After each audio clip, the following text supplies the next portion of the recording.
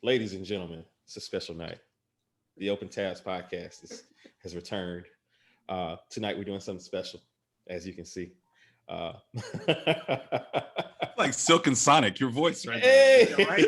well, I've been influenced. Hey, look, man, that album when it comes out is going to be my joint. Yes, take all the money. Take all the money. Dedicated to the lovers. Take all the money. It is incredible. Nice throwback. I thank you, Bruno. Thank you, Anderson. So tonight, the Open Tabs podcast. Myself, Calvin Smith, my partner, Joseph Carlos. We have a very special guest tonight. Very special. Joe, take it away. We try our best to be as authentic as possible, obviously, with our guests and collaborators at the Open Tabs podcast. And tonight we are so proud to have a filmmaker, educator, auteur, award-winning filmmaker, educator, auteur, director, writer, producer, Derrick DC Cameron, with us today. So please give a warm Open Tabs welcome for Derrick Cameron. Thank you. If we had the engineering together, we'd have the applause track at that point. When it comes back out some other time, well, that track will be added to that. But Derrick, though living in New York City, is always a Chicagoan first, as evidenced by the flag behind him, the Chicago flag, and also has a Haitian flag up there. Is that for your wife? Yes, she is Haitian. Okay. Yes. See, there we go. So, and also the Haitian flag there as well. So, Derrick Cameron, welcome to the Open Tabs podcast. We are so grateful for your presence here, brother. Thank you. Thank you for having me. I'm overjoyed to be here. This is great. This is Thank great. you. Yes. The feeling is mutual. It is very mutual. Definitely mutual, man. So before we go another further, as my dad would say, two things. First of all, the Noops are taking over our show, Joe. Yeah, it's this is at least the third one I can think of. Yes. So Cash, DC, and Reese. That's three. Every endeavor. I'm trying to like do the math. Like we had one alpha. We had John Cox. We had one alpha. Okay. And that's it. Q's, and so no Sigma. So we got some work to do. None yet. Yeah. I got Social Network. I got an idea. My boy Elliot Robinson, VC, big time VC guy. Social Network might be his. He can come through. He's Kai chapter follow 3. Gotcha. Yeah, I got it. For those keeping tabs, the Noops are winning. You brought it up. I did. Well, I did it purposely. The other thing, and not I think to give props and to really give due for this week. This has been a rough week for the Morehouse family. All three of us Morehouse brothers. Yeah. The tragic loss, the monumental loss of Henry Stewart, class of '99. Yep. Joe, if you follow Joe on Instagram, he had some of the classiest and straight from the heart words about him that kind of encapsulate just about everything. But really, if you are associated with Morehouse or Spelman, either one, and that's saying something in and of itself. It's not a lot of people that are beloved on both of those campuses. You know what I mean? If you follow anyone in any of these tracks, you're going to see just an outpouring, and that speaks to everything that needs to be said about Henry Stewart. I didn't get a chance to know him as well as some of the other brothers on campus did. But I was telling DC, like there's not a negative word I've ever heard about him, and I don't have a negative feeling about him. No, and I was gonna say that not a lot of people get that kind of adoration or praise, and obviously it's a shocking thing because this past year is life is fragile, and I think we've obviously been reminded of that this past year, and so I think one thing Hen did was he lived his life to the absolute fullest, and was a very helpful person to others, and so that's a lesson of how he lived his life, and I think that people are trying to find their way to remember that and celebrate that. But it is a tremendous loss. And so that's the Spellhouse, but also in DC, in Washington, he's the man. You work on the Hill. He has a lot of acolytes and mentees and people he shepherded through. And I want to say this, as DC can attest, and you, Calvin, at a time when the nature of his association with certain people was there were a number of people that didn't like among his crew, among a certain group of people. Yeah, he was a guy that was a bridge. Yeah, and so a selfless bridge for years and years and years. True diplomat. True diplomat. So tremendous loss. And I am wearing a tuxedo that he and I both owned. And when I bought it, knowing I was going to see him, and when he was wearing it, he was quick to say, this tuxedo is in his honor tonight. But he was quick to say, I bought it first, and I look better. And I said, yes, you do. No question. He probably had the one on the mat, like from off the mannequin in mind. They had to get extra pieces to put it together, to put this one together. But I chose this dinner jacket tonight in honor of my main man, Henry A. Stewart. So just want to say that. So thank you, Killa, for that brief respite. Shout out to Reese. And that's for you, Lenny. Shout out to Reese. I got the two drinking groups tonight, so. Right. So we did have a regret or two. So last week we did Chinatown, Bob Towns, Chinatown. That was for you there, DC. Bob Towns and Bobby Evans, Chinatown, and Bobby and Bob. By the way, that was for you. We did Chinatown. Not any regrets from Chinatown. No. However, New Jack City, there were some glaringly obvious things. Big regrets. To mention. Big time. And I'll throw up the oop, Calvin, like Luka did to Porzingis last night as he slammed it over Kawhi. So I'll give that one to you. You guys keep milking them titties. I don't know how we missed that. I don't know how we missed that line. You got your butt naked making my crack, man. Like, how many times is that mentioned in hip hop? Like, and homages in American Gangster, all over the place. You know what I mean? Yeah. Egregious, and we're sorry, Reese. Won't happen again. We are, because it had never. I don't recall seeing it before in film. No. And it was literally. I'd love to know what went into that shot or that idea that.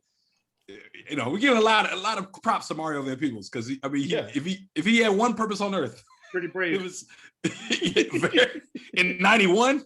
Yeah, exactly. Yeah. Not one woman, like a room full of women taking chances, man. yeah. It's one thing for Ridley Scott to do it, 16, 17 years later, after it's been done. For a brother first shot out, right. And we saw it a couple times, because remember they came back in the room, and you looking at it, you realize Pookie's wearing the same clothes in both scenes. He's wearing the same white when he's explaining what's going on in there, and then that is a flub, actually. So I regret not mentioning that flub, but he's wearing the same white later when they catch him. Yeah. I'm gonna die. They're gonna kill me. They're gonna kill me. That scene, but still powerful. And I was 16. Okay. That's about right. Yeah. That's about right. Yeah. So highly inappropriate for what we're watching. I was like, what? Message. That was the highlight of the film for if you were of a certain age. Well, that and Unica. But I didn't really know what Unica was doing, but that and Unica. but I kind of had a feeling later for me. But yeah. God bless her. God, Tracy Camilla Johns. Shout out to Spike. Yeah, Tracy Camilla Johns. he knows how to pick him, man. He's consistently done that. And Tone Loc. I'm gonna give a little shout out to Tone Loc for her and Wild Thing. Yeah. All she did was walk. She probably got $1,000 to walk. Oh yeah. Yeah. Yes. So tonight. Why are we in tuxedos, Calvin? We are in tuxedos. First of all, it's been this pandemic, man. This one of the underrated things about this pandemic is we just have not had the opportunity to get out and do what we do. And as Morehouse men, one of the things that we do is look good, go out to galas, to war shows, whatever. Yep. And we're stylish. So and we knew we were having a Noops on, so that we had to really get dressed up too. Yeah. That is also true. But so tonight we're going to talk about something that we talk about a lot. We're going to talk about the Academy Awards. The nominations just came out for this year's edition of the Academy Awards. 93rd. The 93rd Academy Awards. We are going to discuss those nominations. We're also going to just talk about the Oscars in general and our we as we do on the Open Tabs podcast, we flow with the survival scrolls. We go here, there, hither and thither, as my man says, hither and thither.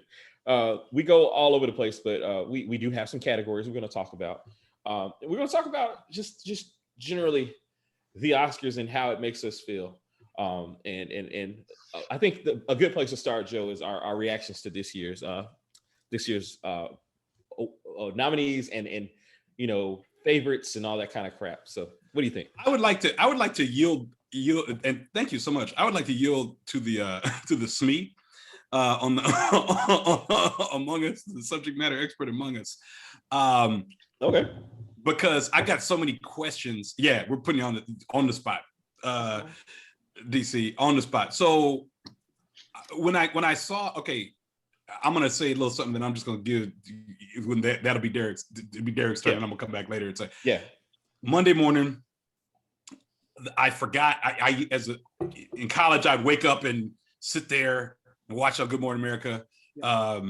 And all that. And since that time, I've been kind of on it. It was a very big deal throughout my life, but it's been a very big deal throughout my life. But Monday, I remember I called Tash, our friend Tash, and I said, man, when in the hell are these nominations? Like, when is this happening?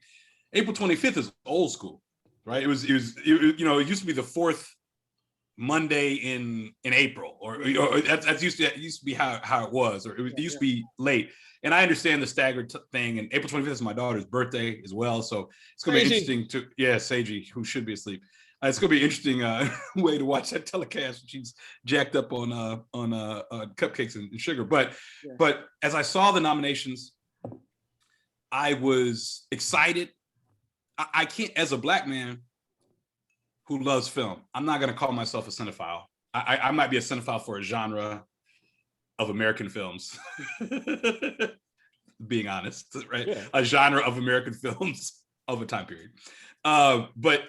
But as a lover of film and as a Black man, I'm always looking for how many do we get? How many do we get? Let's not. I know we have a varied audience that listens to us, but how many did we get? Joe, you're a race man. You're a race man. I'm a race man through and through. Race man through and through. So I'm looking at it, I say, okay, we got this. I'm waiting on one guy, and I didn't see that one guy. And so my initial takeaway, and then I'm going to shut up and I yield my time to Derrick, is I was a little hurt. I was happy about the nominations, particularly the film I saw the most times that's been nominated been nominated in an acting category, in a major category, let me put it that way, was Judas and the Black Messiah. I saw that a couple times. I was on a panel. I moderated a panel about that for Sundance. Yes, for Sundance this past year, and so I was very proud of that. And when I was watching, I was like, okay, they're gonna eat this up, right?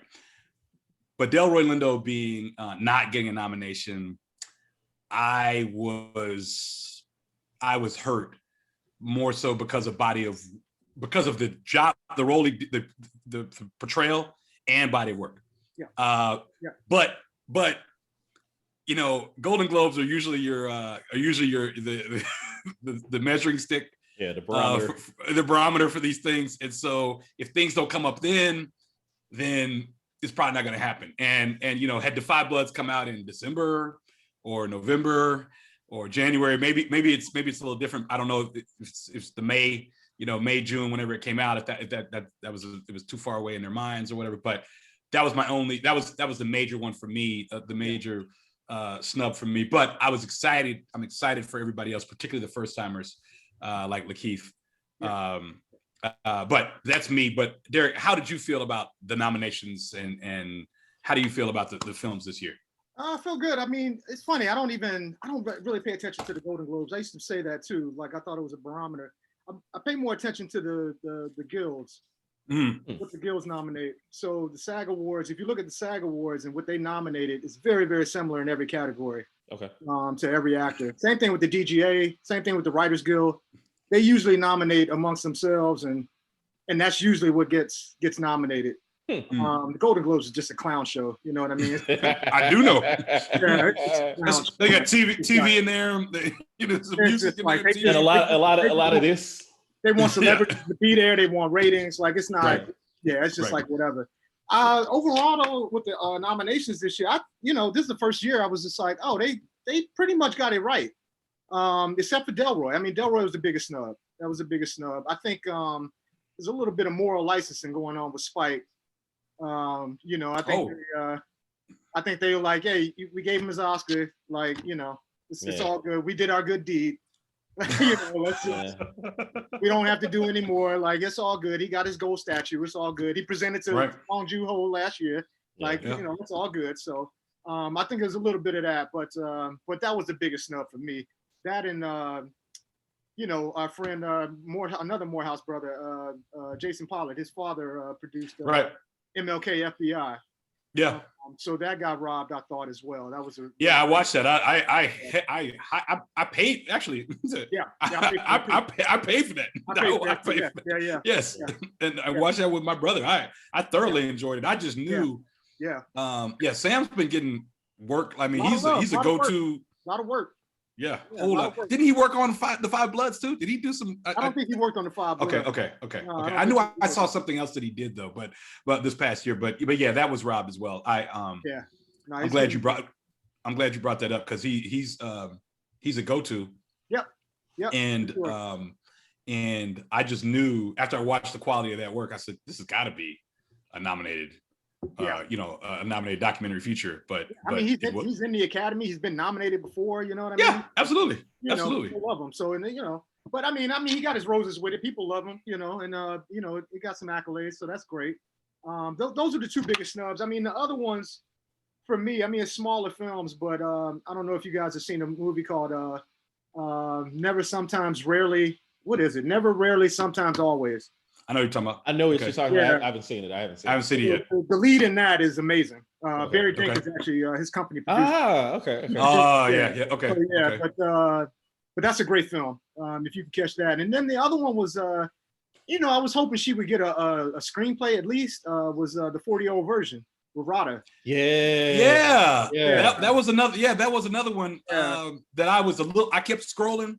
Yeah. And refreshing. Yeah. And screenplay. At least a screenplay. Yeah. Looking for that. Yeah. And screenplay is that's that Welcome to the Club right. award nomination. Right. Like Spike got it, Quentin got it. Yeah. Somehow Affleck and Damon got it. Wes Anderson got it for a number of years. Yeah. Okay. So but she's gonna make more films, so that's a good thing. Yeah, true. But like I said, they pretty much got it right. I mean, my favorite, I knew they weren't playing when I saw that Maria Bakalova got nominated for Borat. Yeah. Mm-hmm. Yeah. That's when I was like, oh, they're not playing. I was like, okay, they taking this seriously. Like I was like, she should have got nominated. Like that was absolutely. What do you think about? And I'm curious about both of you on this. Film is film, right? Mm-hmm. And I think if now more than if you think about this, 20 years ago, you never would have thought. Well, the idea of a streaming service. Come on, okay, forget it. Yeah. But something outside of the studio system, creating something. Yeah. And then those works being nominated for Best Picture. I mean, I think that was probably one of the biggest innovations in this process. Obviously was the recognition of Netflix, of Amazon, just of all these other content company. Well, there are production houses, I guess, in a sense, but they're not traditional studios. No, not the big five. And weren't in LA. In 1913, you know what I'm saying, all on the same street. Or 1923, Charlie. they had to reckon with it this year. Yeah, you know what I mean? Absolutely. Like I think if it wasn't a pandemic, they could have kept on ignoring, the Netflixes, the Amazon. They could have kept going, but they have to reckon with it this year. All the films are streaming. Yeah. And everybody saw these films streaming first. So I mean, there's nothing you can do. You gotta. What you're not gonna do? You're not gonna nominate David Fincher? Like you gonna do? Right. You know what I'm saying? So and if that's the place that he's going to do it, if that's the place where it's going to live, then I mean, I guess you've got to go to the art where the art lives. I guess in a sense, and that's right. And I think HBO opened that door. HBO and Showtime opened that door with the Emmys. When we were, of course, it was three networks when we were growing up. Then four, eventually 4 networks. But the first time, like Sopranos won something. Yeah, and it was like, whoa, what? Pay TV? That's right. Y'all can play. It's like when the NBA stars were playing in the Olympics. It's kind of like, wait a minute. Everybody can play. So that I think that kind of it's interesting how that's like the last bastion. Yeah, that's been the last bastion of that in a society that loves to give awards. Last bastion of that. Yeah. I was talking to my boss earlier about this. By the way, happy birthday shout out to my boss, Rich Freeman. Happy birthday, Rich. Thanks for listening to the show now. Yes, thanks for listening, Rich. So they had to reckon with Short Term 12 and the acclaim that it got on Netflix so many years back, and the fact that it was essentially snubbed, and it was like, hold on, what are we going to do about these films that are being released on this medium? And I think Short Term 12 really got them thinking about like the validity of these films and whether these films there's nothing you can really say, and especially now in the pandemic, to y'all's point, the movies are going to be released this way, and it's a game changer, and the awards just solidify that they're here to stay. As my man Quincy Jones said on Back on the Block about hip hop, hip hop's here to stay. Yeah, these streaming services are here to stay as a studio. Oh yeah. And it's a good thing for everybody because they're still gonna make their money.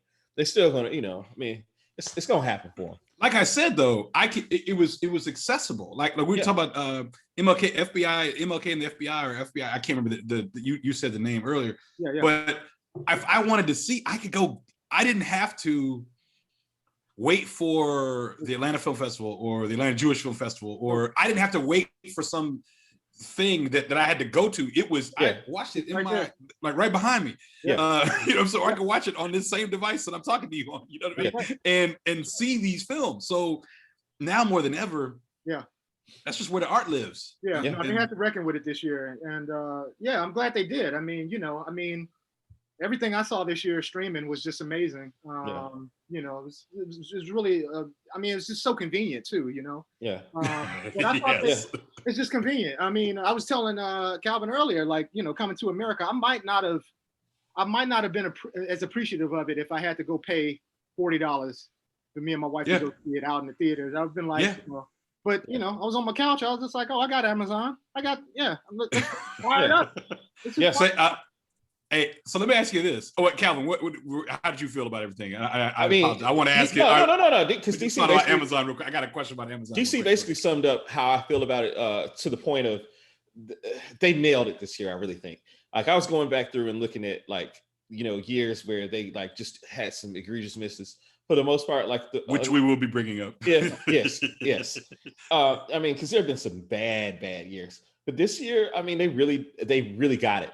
I think that they one of the controversies I'm sure we'll talk about a little bit later, but the fact that this is a controversy and the fact that we're talking about it, in terms of what was nominated where, just speaks to the fact that there's a lot that they are finally recognizing, and that's important to me. That makes me feel valued as a consumer of film, and makes me more vested in really watching the show.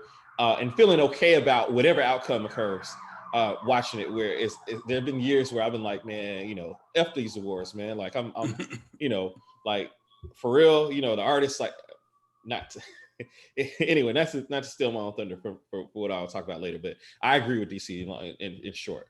So and that's a great tip. That's an inside pro tip there. Look at the guilds and don't look at the.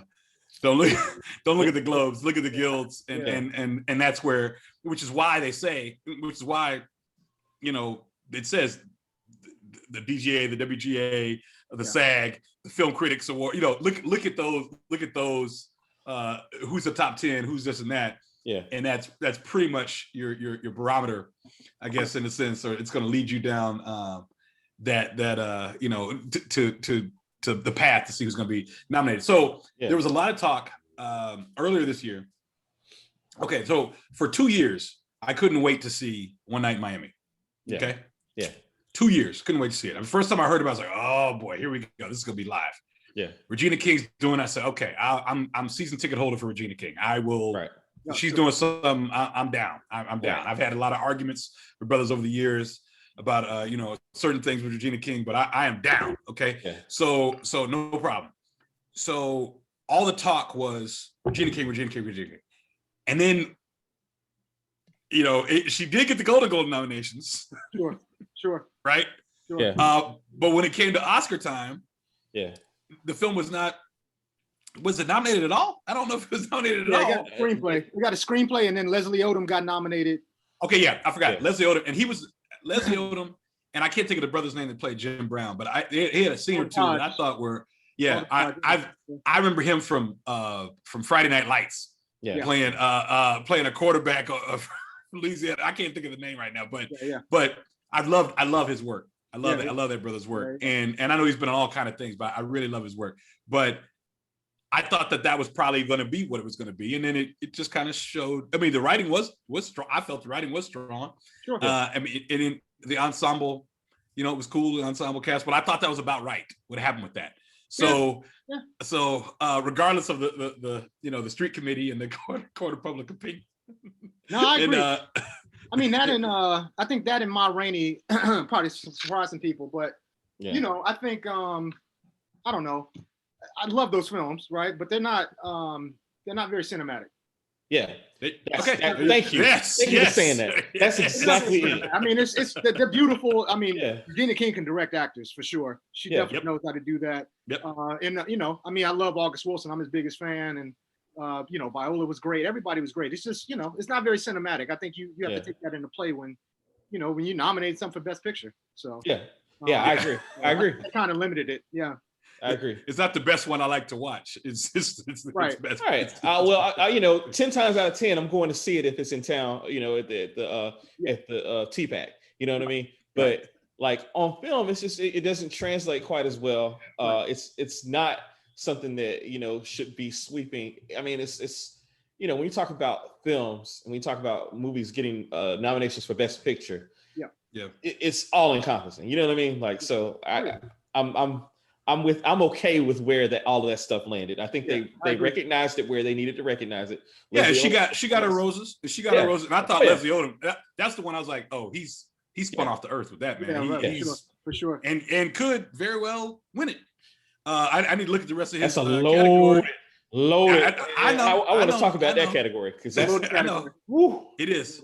We hadn't had this many brothers in that category since shoot. It's been a long time. I don't know. It's been a very long time. I don't think it's ever been three. And a brother might not win.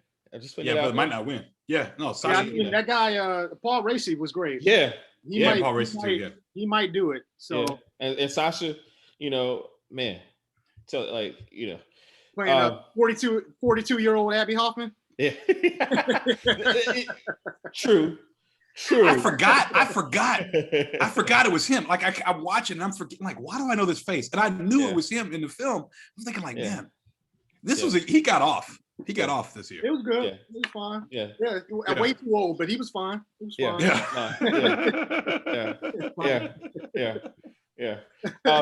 So way too old. Let's talk real quick about that Chicago flag above your head. Right. Yes, way too right. Let's talk real quick about just overall, like, all-time snubs. I got a lot for these. Y'all go ahead. No, DC. I'm a student. DC. Yeah, start us off. I broke it off into like two categories. I broke it off into people that didn't get nominated at all. Yeah. And then people that got nominated and they just fucked up the vote. Yeah. Okay. Go for it. So like the people that just didn't get nominated at all, you know, I'm going back to, I started watching the Oscars. I think my first ceremony was 89. Okay. Yeah. I'm with you. 88, 89 probably. And that's about the time I did too. Yeah. So that's about 33 years, about 33 years Oscars. Yeah. So going in order, I remember speaking of Regina King and Jerry Maguire. Yeah. Yeah.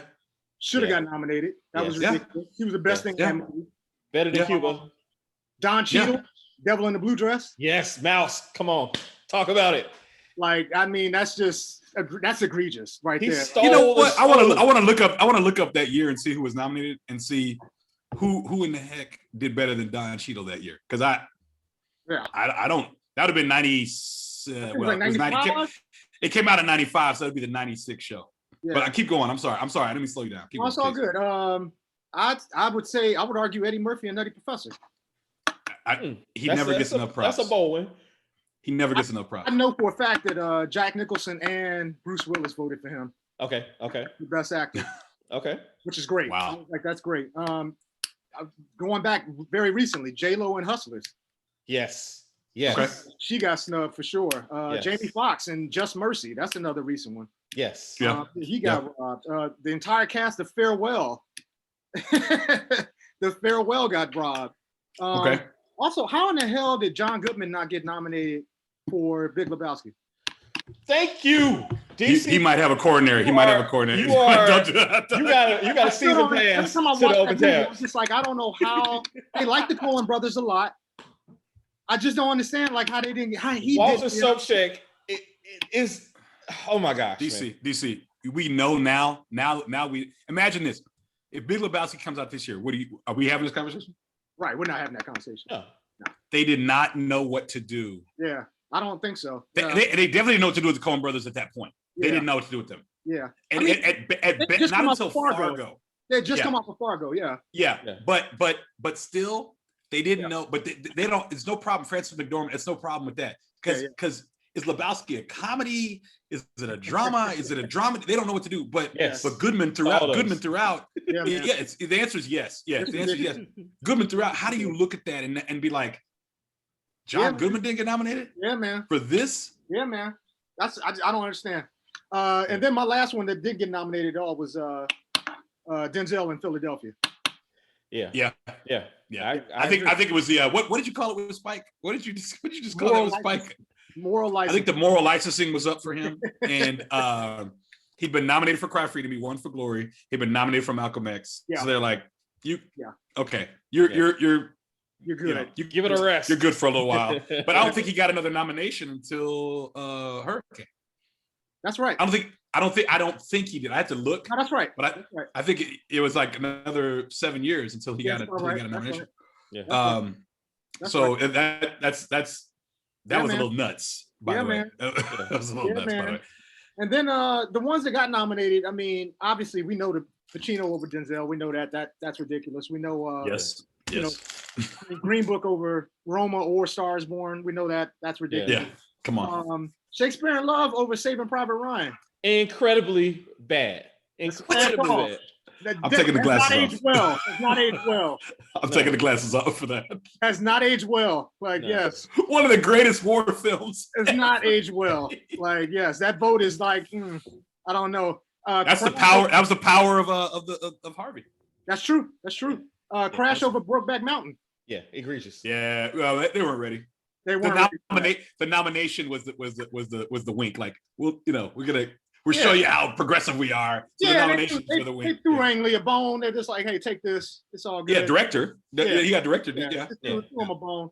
I don't know about this either. Spotlight over Mad Max. I agree with you. I agree with you. And I love Spotlight. I love Spotlight. I loved it too, but Mad Max was. I've never seen anything like that. That was cinema right there, man. Yeah. I watched that. Other one that get nominated was Ray Romano in Big Sick. That's another recent one. That's another. Okay. Recent one. Yeah. No, my brother. I was talking to my brother about that. He was doing well.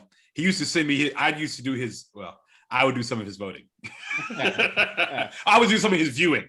And then he would do the voting. Yes. And we talk about it, and I give my opinions, and he'd watch some, and but that was when he was talking about a year or two. I can't remember how long ago that was, but I remember him mentioning that, and just us talking about how Ray Romano doesn't get enough props for his dramatic work.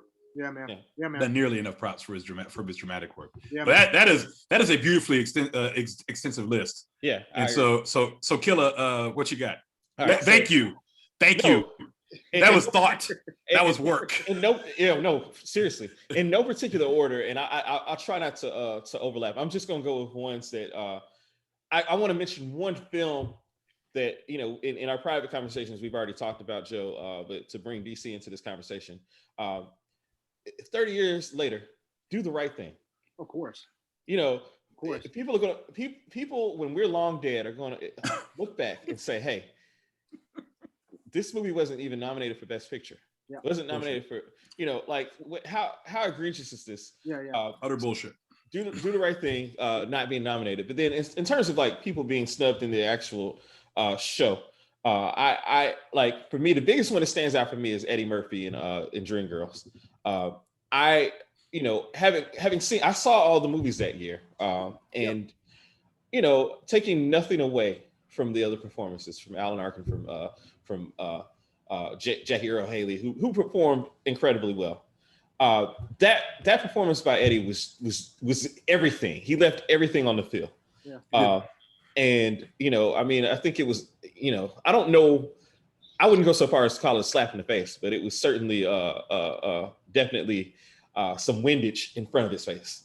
You know, they definitely were trying to do something there. So there's that. He was an odds-on favorite too, and he was the odds-on favorite. I think everybody thought it was his. Yeah, and rightfully so. Yeah, everybody thought it was his. Yeah. I got a theory on that though, if you don't mind. And we talked about it. Let's talk. Yeah. Bring it up. Alan did the drugs on screen, and he did not. Yeah. Grazer wouldn't let him do that. I don't know who wouldn't let him do the drugs on screen. Sure. But if they were there, but he didn't snort. If he snorted, I'm almost positive. I just feel it in my bones. The difference being they both were drug addicts. Mm-hmm. The difference being Alan Arkin snorted. Yeah. And that was like, that took it to, it's like his acting went there. Yeah. As opposed to everything else. I've just been watching Alan vs. Pharaoh. About to say Woody. Everything. Woo. Yeah. I'm done. Yeah. I'm done. By the way. By the way. Yeah. Calvin. I'm done. Okay. So I'm done. I'm done with Woody. Oh, you're done with Woody. I'm done. This is my. And you know, for me, we're recording, so this is okay. Yeah. Well, I'm done with anything new. Okay. I'm gonna watch. I'll watch what I watch. I'm done with anything new. But I'm saying it to say, like, I think that's what it wasn't seen as authentic enough because he didn't do the drugs. If there's a thing, I'd love to see, you know, a vote breakdown. We're never going to see it or why, but I've believed to this day, because I love Little Miss Sunshine. I loved it. Yeah, and I thought both were outstanding, but he didn't do the drugs on film. It was like a sweet little dainty little picture, but but he was the reality in that picture. Yeah. And had he done that, that would have been the true realness that Alan Arkin's performance had. Yeah. And so Eddie didn't get it. Sorry. No, you're good. You're good. Our Morehouse brother Sam Jackson in Pulp Fiction. Yeah. You know, again, utter bullshit. And like, you know, I mean, we're gonna have not just because he's our Morehouse brother. Right. We're gonna have this conversation over and over and over again. But what do people remember about that year? Like, you know what I mean? Who's watching? And all due respect to our man, if I told you that Sam Jackson would win an award this year, Joe, would that be something you'd be interested in? All due respect to Martin Landau, but come on, man, like that's what they do, though. You know, that's shoot, that's 2 years early, 3 years earlier. My dear brother Al Pacino, you know, winning. Speaking of winning the award, Denzel. Keep going, please. Denzel, Margaret Avery as Suge Avery in that's a good one. In Color Purple. Like, you know, she my goodness, man, like that's a good one. Hell of a performance. So that was a huge one, and it's going a little bit. Before, actually, you know, in thinking back to what you said earlier, DC, that was probably the very first Oscars that I remember watching. Color Purple, a lot of black people nominated. Nominated that year. And two in one 2-in-1 category. No, so Margaret Avery was nominated though. As she was nominated. Yeah, it was her and Oprah for supporting. That's right. And then Whoopi was up for actress. Yeah. Okay. Yeah. And my last one is one of my favorite directors of all time, Stanley Kubrick. Never won anything. Yeah. It's just amazing to me. Like, this guy is revered, loved, studied, and yet the body that is supposed to be the one that commemorates this for all time, for perpetuity, nothing, zilch. So those are my big ones. How about you, Joe? Okay, I thought I had this written down and I left it upstairs, so I'm going off the dome. What Jay-Z said, I'm gonna fuck up a lot. You know what I'm saying? That's Fade to Black. So yes, I finally cursed after 38 hours of this. Somebody said that if you don't curse on your podcast, they're not gonna listen. That's true. That's true. I've heard that. But my mom's listening, so she is. I apologize, Mama Pat. No, you. Happy belated birthday, Mama Pat. By the way. So having said all that, Jamie Foxx in Ali. Yeah. Oh, yeah. Bundini Brown. As Bundini Brown. Oh, yeah. They nominated Voight as Cosell, and I thought it was good. I thought it was strong. Yeah. But it's prosthetics and he's just kind of doing it. I get it. And maybe the full version of Ali that they were watching, maybe that was where it was. But the version I saw in the theater, I thought to myself, this is the guy who walks away the star, because it wasn't the lead in my opinion. And it wasn't any of the women. Shocker. It wasn't Mario Van Peebles as Malcolm X. I thought it was Jamie Foxx, whose character had an arc. Yeah. And I thought he did a hell of a job in that. It went unheralded. I thought Al Freeman Jr. in Malcolm X as Minister Farrakhan. Oh gosh, Honorable Elijah Muhammad. Excuse me. I apologize, Chicago. Yeah. Oh God, Lord, God. As Honorable Elijah Muhammad. You'll hear about that from Reese later. I know that was a regret. As the Honorable Elijah Muhammad, I thought he was amazing. He was a professor, drama professor at Howard when I was there, and I would walk behind him like 10 feet. I'd walk behind him 10 feet and do the voice. You will know, and he'd look around like what? But I was in awe. He would just be walking the campus. But I thought he did an amazing job in that film. Yeah. Also, I think a huge, not a snub, but I think a travesty was when Whoopi Goldberg lost to oh gosh, what's that lady's name? I can't. When she lost for Seeley, and she was up against somebody who'd been nominated 8 times. Was it Meryl Streep? No, it wasn't Meryl Streep. If you go back to the '86 awards, I just had them up. Out of Africa won that year. Out of Africa did win. I don't mind that. I don't mind that so much as I do. I do. Oh, sorry. As well you should. As well you should. It was Geraldine Page from The Trip to Bountiful. Ah, you're right. Yes. And I thought to myself, no one did what Whoopi did on the screen that year. Also, I thought Boys in the Hood should have up for Best Picture. And I know it was a tough year and a rough year. In 90, it would have been the 92 Oscars. I'm not saying you're not, and I appreciated Singleton getting the nomination, but he's up there with Demi, and they loved Silence of the Lambs. They loved it. Yeah. But I really thought Boys in the Hood. I don't think they knew what to do with Boys in the Hood. I also thought personally a travesty was The Social Network losing to The King's Speech. Yeah, I agree. I agree with that. I thought it was prescient. There you go, Calvin. That's your word. And a film about Facebook in the middle of a social media craze. I was physically hurt. Y'all have mentioned a number of the snubs but one of I've got 3 more. My main snub, and I'm gonna go to some people that should not have been nominated at all, but my main snubs, obviously, we talk about Denzel, not snub, but a travesty. Denzel doesn't win over Pacino. Total travesty. Malcolm X loses to The Unforgiven. It's been 30 years. It's been almost 30, actually 93, it'll be 30 years. Yeah, right. Uh-huh. I'm almost okay. I'm almost over it today. I love I love the film. I've studied it. I wrote papers on it at Howard. I wrote papers on it at Morehouse. Loved the film. Loved Clint's work in it. Loved all that.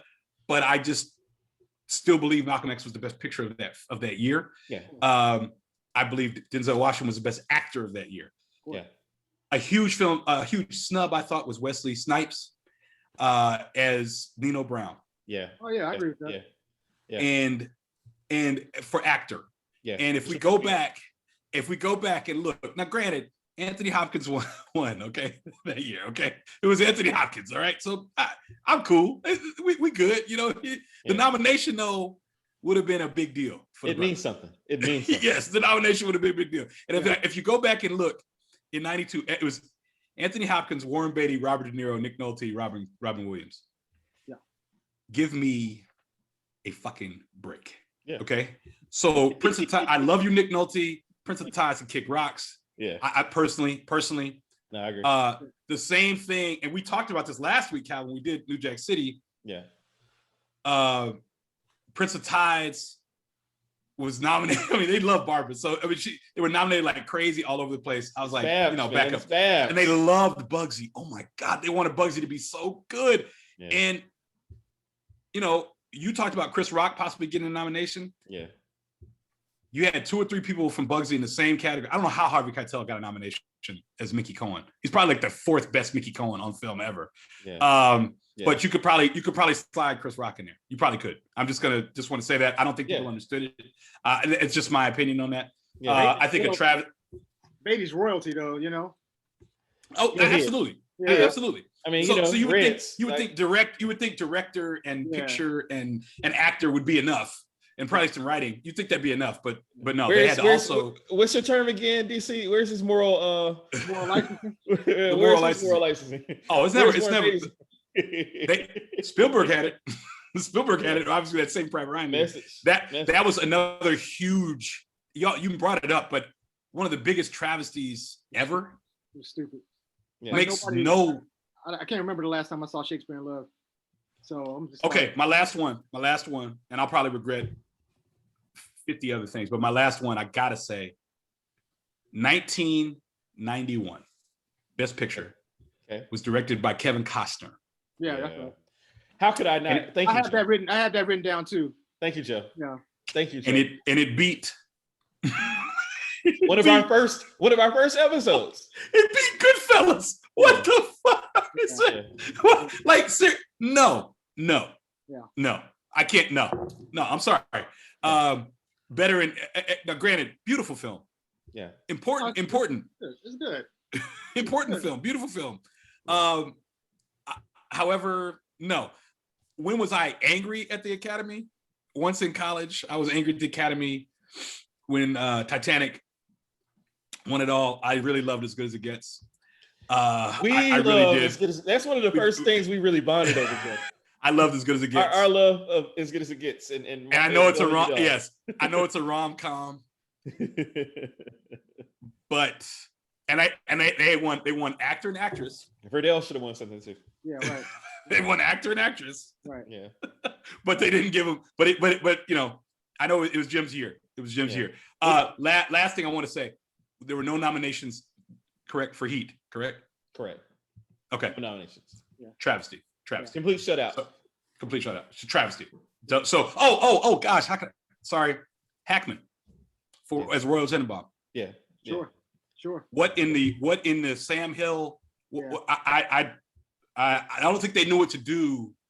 They don't know what to do with the dramedies. Yeah. Or they didn't at the turn of the century. They didn't know what to do. They got a screenplay nomination too. That's the funny thing. But because they want to. Hey, we like you, Wes. You're cool. We'll figure out a way to recognize you. Later on, and I mean, you could. Ooh, I'll leave it alone. I don't want to go nuts, but definitely Hackman. I was gonna say something about Murray a year or two later, but I'm gonna leave that alone. Well, Rushmore. You should have Murray didn't get nominated for Rushmore. Yeah. No, that's another one. Yeah. What is it? Yeah. And so I want to challenge our listening. I want to challenge Powerhouse. Our listening audience, our viewing audience.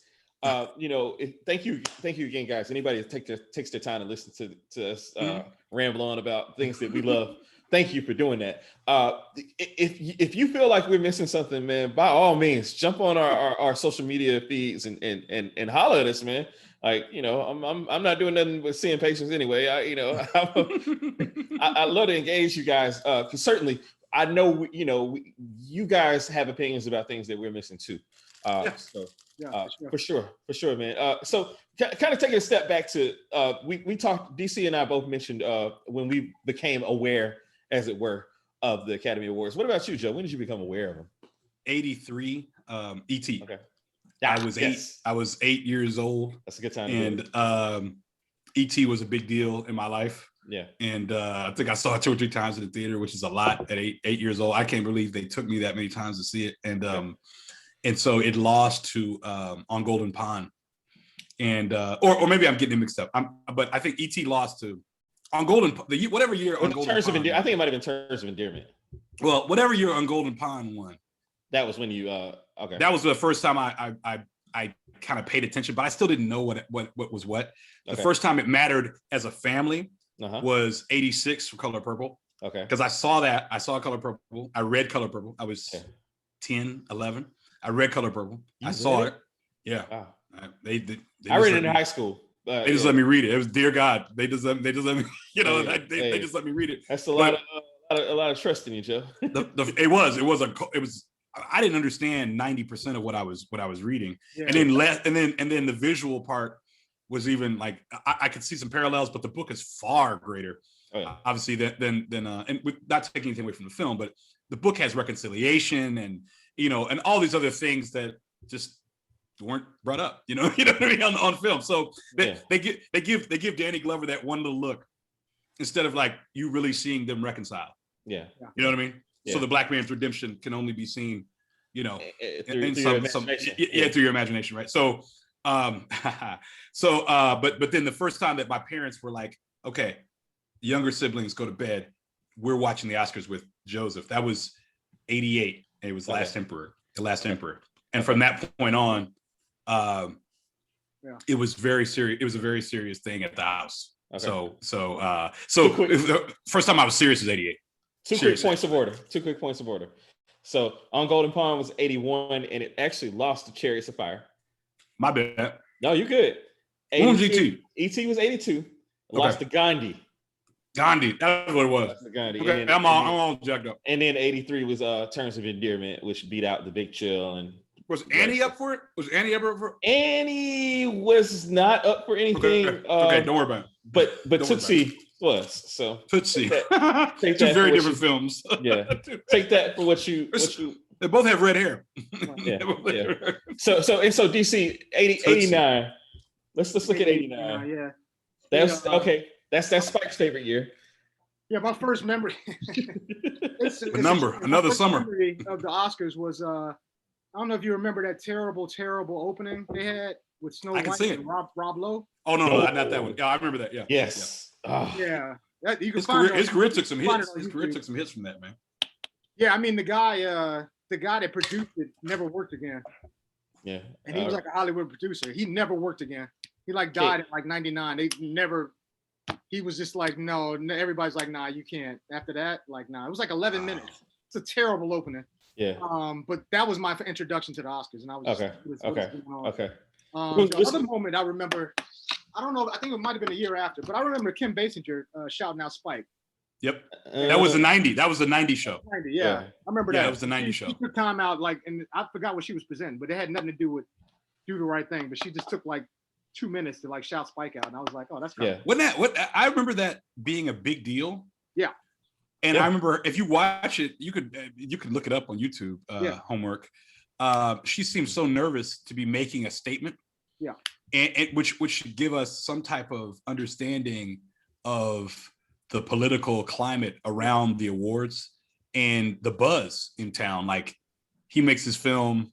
Yeah, man. It's the toast of the town. It's the biggest thing. Everybody's talking about it, and the film is up for Best Picture. Eventually wins. It's Driving Miss Daisy. Yeah. Which maybe, hey Calvin, maybe that was one of the things that started off your Atlanta film craze. I don't know, the Atlanta film boom. I don't know, but no, but to your point, that was when she did it. I know it's kind of seen as a small thing, but when she did it, it was a very, very big deal. It was a big deal. It was a big deal. Yeah, and that's the only thing I'm thankful about Driving Daisy actually is that it did bring film to my great town, my great city. But yes. Yeah, you were saying DC. No, that's it. That was it. That was my first memories of like the Oscars. I do remember that. I think I got an 89. I think Connery won for Untouchables that year too. Yeah, that might have been it. Yeah, maybe. Yep. Or maybe that was 88.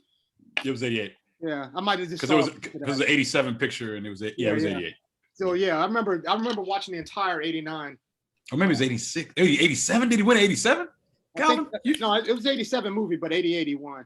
Okay. Right. Yeah, I'm pretty sure that's what it was. That's right. Yeah, man. Like I have some specific memories. Like my dad, for whatever reason, loved The Killing Fields. I remember him talking about that. Oh yeah. My dad did too. and was distraught about Amadeus beating it, and also was pulling for our guy Adolf Caesar in a soldier. So, I remember that pretty vividly. But like I said, the 85 Oscars with The Color Purple, that was an event for us. We watched that, and we're pulling for it, and bitterly disappointed. And I think it was a good initiation into Oscars watching for a black man to recognize that this ain't for us. But I think for me, like when it became real for me was the 91 Oscars where Silence of the Lambs, because this is one of the years where I'd seen everything. I saw every movie that year, and including Bugsy. I saw Bugsy somehow. I don't remember exactly how, but 91 was where I was like making picks and was like invested in it, and it was like, I think this is, and when they swept the major awards, like for director, film, best actor and best actress, I was like, I know what I'm talking about with films. This is my that's back when Jodie was on a little run. Yeah. Absolutely. Jodie. She won for The Accused, a year or two before, and she was on a little everything she touched. Yeah, that was a bold choice for Silence of the Lambs too, because if I'm not mistaken, Silence of the Lambs came out the same year Dahmer was a thing in the news, right? Yep. It was a bold choice, man. When they voted, I was like, oh, that was before Departed. That was probably like the last best picture that had some balls to it. I like that. I was just like, oh, they really like, oh, okay, like that's pretty impressive. We can tell you several that did not have any balls. Yeah. Right. It's just like they usually go like Titanic, but that was like that time they went for it. I was like, all right, cool. Yeah. So my issue with that 92 ceremony, I want to say this real quick, Calvin, because this is where I felt Boys in the Hood should be nominated. Because Prince of Tides was nominated, and of course we know Beauty and the Beast was. Beauty and the Beast was. Well, that's why they came out with the animated. So let's do an animated rehash of a story. Let's make that Best Picture nominee instead of a story about what's happening 10 miles from the very room that they are all seated in. Yeah, well, they don't, You know you're right. You know what I'm saying? Joe, you're right. You're right. And it's raw. It's raw. I'm not saying it was the best movie ever. It has a lot of problems. Yeah, they took the SAT on Saturday. They got the score on Sunday when people don't get mail. Yeah. Okay, I got a little problem with that. I know John Singleton. God rest your soul, John Singleton. But there's some problems. Yeah. But oh my gosh, that's all I want. I still got some issues with that. JFK. Hey, Oliver Stone. 3 hours. We still don't know who killed Jack. I love JFK. I love those films. Yeah. But that was the one, if you recall, Calvin, I took some umbrage with Beauty and the Beast. Yeah, no, I do. Bugsy, Prince of Tides. I think you could have slid Boys in the Hood in any one of those three categories, any one of those three, and I'd have been fine. And I understand the importance of having Prince of Tides there, a film directed by a woman, if I'm not mistaken, written by a woman. I get it. Yeah. And that's a very, very important thing. So one of the others you could probably bump up out of there, maybe the animated feature. You could probably bump up out of there, but that's just me. So, and I know it's my soapbox, but I had to say it since you. No, man. What is? I mean, What is a soapbox if not this podcast? So true. So true. What is a soapbox? So true. So true. Oh, I wanted to say something though. DC mentioned that opening, the Rob Lowe, Snow White, the disastrous night. Yeah. And I can still see there's a still where Rob Lowe's like in the middle of it. That's the one. That's what's burned in my brain. Uh-huh. So then the next year, 91, or 2 years later, or whatever, 91, it was Billy Crystal, and I watched that show about 100 times. Yeah. Yeah. I know I can sing the song. I'm not going to do that because I do not want to hear it later. I can sing the opening song where he parodies the films that are up for Best Picture. Yeah, that became the staple. That was his thing. Right. But it was from Bob Hope. Like Bob Hope had done that in the past. That's who he was trying to, Yeah. So, but there was something about Billy doing the shows that I really enjoyed. And he didn't need it. Yeah. And so he was cool with it. Yeah. And he was a showman and obviously fearless. So, but that one specifically, I don't know why that's when I said I want to make movies. Yeah. I want to be, and for the wrong reasons. I want to be in this room wearing a tuxedo, sitting with all these beautiful people and making money from it for all the wrong reasons, not for the art. But I studied that. I watched that Oscars at least 50 to 100 times, at least a part of it, 50 to 100 times. I had it recorded. It's probably still at my parents' house on VHS now, but loved it. I want to give a shout out to, first of all, Neil Patrick Harris's hosting was phenomenal. I like Neil Patrick Harris as a host, just generally. But who I think got a bum rap was my man David Letterman. And he's infamously, he's going to be known forever for that Oprah Uma moment. Yeah. But I thought that in general, if you overlook that, he actually did a fantastic job hosting, and it was a bit too meta for the actual award show, as it were. But if you're a cerebral guy, the David Letterman year was a great year for hosting. Do you think he was too big for that moment? I think it was too big for him. I think he let it overwhelm him. I think he got nervous, and when he bombed, that affected the rest of the show for him. You know what I mean? But I think that given another chance, and knowing what he knows now, I think he would have probably done a much better job. Mm-hmm. But still, not to take away from his actual year, he actually did a fantastic job hosting. I mean, Billy Crystal is the be all end all of it. You know what I mean?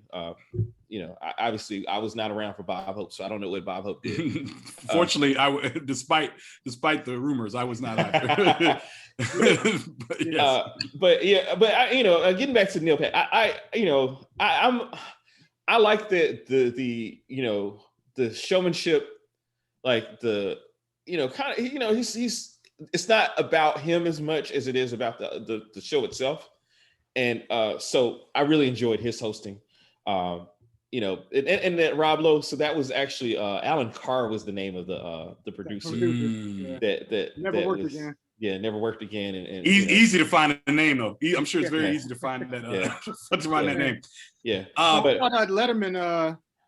Letterman's a little bit too Mad Magazine for the Oscars. Yeah, and that's why I liked it. But that's exactly it. That's exactly too much. It's just too averse. You got to get somebody that's kind of got their foot in that world. Yeah. And not making fun of them. Yeah, and even if they are, like Chris Rock did it, right? Yeah. But he's a comedian. He has a foot in that world. It's just like his thing. But Letterman's a little too. I don't know. It's just too weird to do, especially at that time. That was like what, 93, 94? 95. And he's his worst critic. He tears himself up more than anybody else does. Yeah. I think CBS had the shiny new toy. I think they had a shiny new toy, and they knew they could probably do no wrong, or he felt they could do no wrong with him, and they figured you conquered everything else. I'm sure you could go out there and do this, and to your point, I mean, I think y'all are right. Yeah. Y'all are right. It's been so long. I can't believe it's been 95. I don't know why I thought it was later than that. Yeah. Gosh, I can't believe it's been 95. Yeah. Time was an arrow. Yeah. I was mad that year. I was mad in '95. I thought Pulp Fiction should have won. What's up? Good on host overall. I'm good. Yeah, I think we've shown. I was good, and I know we talked about this. I'm kind of, and I know I'm in a minority in this, but I know we're talking Oscars. But I was watching the Golden Globes and the Tina Fey, Amy Poehler thing. Yeah. I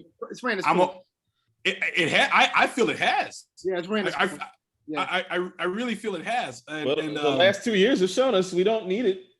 We really don't need. No, but they still had them on this past year, Calvin. Even though one was in LA and one was in New York, they still had them on. Yeah. And it was kind of like those State Farm commercials with the Bears, like or WrestleMania number 2. they're in Chicago, they're in LA, and they're in New York. Like, yeah. Any of those things where people don't get the reference. Like, what are you talking? Why am I watching you? Yeah. And I understand it's on NBC. Like, why not give it to Che and Joe and Yost? Yeah. Jost, whatever. Why not give it to them? They're the guys currently doing it. Yeah. And I understand want to have women up there, but throw them a bone. I just don't. So to your point, hosts, unless you're the host of all hosts. Yeah, I'm good. We're in a post-host world. It just adds more time to the Oscars. To me, I'm just like, I gotta do the monologue. Yeah. And after the monologue, I don't even care about the host. All he does is introduce everybody else. It's just like, why? You could just have somebody announce it. Like, if the award shows have taught us anything this year, since March, you do not need it. Yeah. That's my number one thing. I got ways to fix the Oscars, and that's my number one thing. It's just like, I think they shouldn't have all the best songs performed. Yeah, I agree. I agree too. Do not perform the best songs. Let's not do that. Like we've heard. Just play us the snippet like Spotify. Like, just give us a little, That's all we need. Yeah. You don't have to. So what is your most memorable performance? Ever? Oscars? Yeah. What's your most memorable? The one I recorded for me was 666. Oh yeah, of course. That's where I was going to go. We're all in agreement. You can't forget that. How many people were on the stage? 1 million, and they all deserve to be there. Shout out to Memphis, man. And all my Memphis. That was you all at, man. Hey, look. I asked that question with that in mind. So by the way, since you brought it up, man, being in Nashville and Memphis have a pretty strong rivalry. You know what I mean? Yeah. Like Dallas, Houston. I'm with you. Yes, exactly. But when Hustle and Chicago and any other town outside of Illinois that claims Chicago. When Hustle and Flow came out, everybody in Nashville was from Memphis for that one day. And like the theater, the 100 Oaks 27, which I've mentioned a million times on this podcast, we saw Hustle and Flow there, and people were literally dancing, pumping their fists in the theater. And I was like, yes, this is going to do something for I don't know how on earth, man, they gonna nominate somebody from this, man, but somebody, man, gonna get nominated. Yeah. And they did it right by 3-6. And I don't think did they show much of the crowd reaction when they performed? I don't remember that much. I don't remember that. I just recording the whole performance, and they basically just stayed on the performance. But I'm sure the crowd was mystified. No, they had to be. No, it had to be. They actually nominated the wrong song. They should have nominated. Yeah, they did. Quick, but But another Oscar snub. But that's another Oscar. You can only do so much. You can only ask for so much. Yeah. I think that was incredible. Another Oscar snub. In addition to that, Uncle Fucker to me. Yes. Yeah. Man. Uncle Fucker to me was. It is nonsensical. I mean, they nominated Blame Canada. Yeah. And I get it. I get it. Yeah, sure. But I don't really. Now the medley, that's all the songs together. If that was a song, that was the best song in any movie that year. Yeah. Okay, where they had Uncle Fucker, I Want to Live Up There, Blame Canada, and it was one other song. Brian Boitano, what would Brian Boitano do? What would Brian Boitano? Thank you. What would Brian Boitano do? Yeah. And the fact that this is when the Academy's like, hey, this is a hell of a song. So we're gonna at least nominate this from this picture, acknowledging, like winking, like we see you. You know what I mean? But they nominated the wrong song. The wrong song. Whoop That Trick was obviously the best song. Yeah, but you could not glorify. They could not glorify. No, you can't. No. And it was the best Oscar moment. Yeah. Like for a scene as a lead-in to a song in a film. But yeah, clearly Whoop That Trick was better than Hard Out Here for a Pimp. Even though they're both anthems.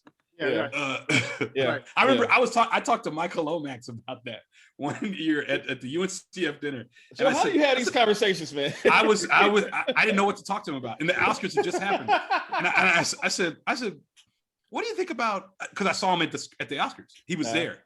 I said, what do you think about Hard Out Here for a Pimp winning 3-6? He said, 3-6? Perfect. He says, absolutely perfect. He said, and I said, it is the best original song. It's a song that encapsulates the message around the film, surrounding the film, or at least a theme in the film. Yeah. And he said, exactly. And I said, well, and I asked him what the crowd was like, and he was just like, I think they were going with it. They were just going along with it. Now, I don't know about I didn't ask him about reactions or anything like you just said, Calvin, but he said, I think they were going along with it. Okay. Because imagine, there's nothing to prepare you for 100 Black people on that stage. Including DJ Paul and Crunchy Black. Yeah. Crunchy Black. That's a lot. One of the greatest names in the history of music, Crunchy Black. And then they win. They won. And then they win. Yeah. That was amazing. Yeah. That was amazing. Probably one of the best celebrations other than Spike jumping into Sam's arms. Yeah. That's and that is my moment, man, for real. Everything, the gold J's, like whoo, two Morehouse men. Like, I mean, as a Morehouse man, that moment right there was just like, that was it, man. I was like, look, this is our moment in the sun, man. More than and God bless Martin Luther King. We love Martin Luther King. But no, he did not. No, he didn't. Yes, he did. Yes, he did. Sorry. But punch me dead in the chest. But I thought you were somebody else. That's one of the funniest. I mean, hold up. Yeah. That's one of the funniest ad-lib jokes I've ever heard in my life. Like, if you think about what he said, I was talking to JC one day. He said he was in Memphis and Martin Luther King hit him in his chest. And he thought he was somebody else. I thought you were somebody else. Like, who was Martin Luther King trying to hit? Yeah, why would he hit anybody? Exactly. It's just like, what are you talking about? It's great. It's great. When you break that joke down, for real. It's amazing. I'm crying behind these glasses. It's just amazing. I'm sorry. I just have to say that. No, it's true. Man. Oh my god. Crazy joke. Yeah, crazy. Yeah. Yes. Back to these questions. Yeah, man. Spike. I think my favorite moment was Moonlight. That's mine. Yes. Okay. Talk about it. Yeah. Because they did us wrong initially, man. They fucked it up. I mean, my guy. I went to film school with Barry. So like that's my guy. Okay. Like to the end of the earth. And so when he got his Oscar, but I mean it's such a small film, man, and like it's crazy. I remember I ran into Barry a year before Moonlight came out. He had just finished, he was editing, and I was like, this is in the airport randomly, and I was like, how's the film? And he was like, it's not gonna be quiet. That's all he said to me. I love it. I love that. I was like, all right. He was like, yeah, you'll see what happens.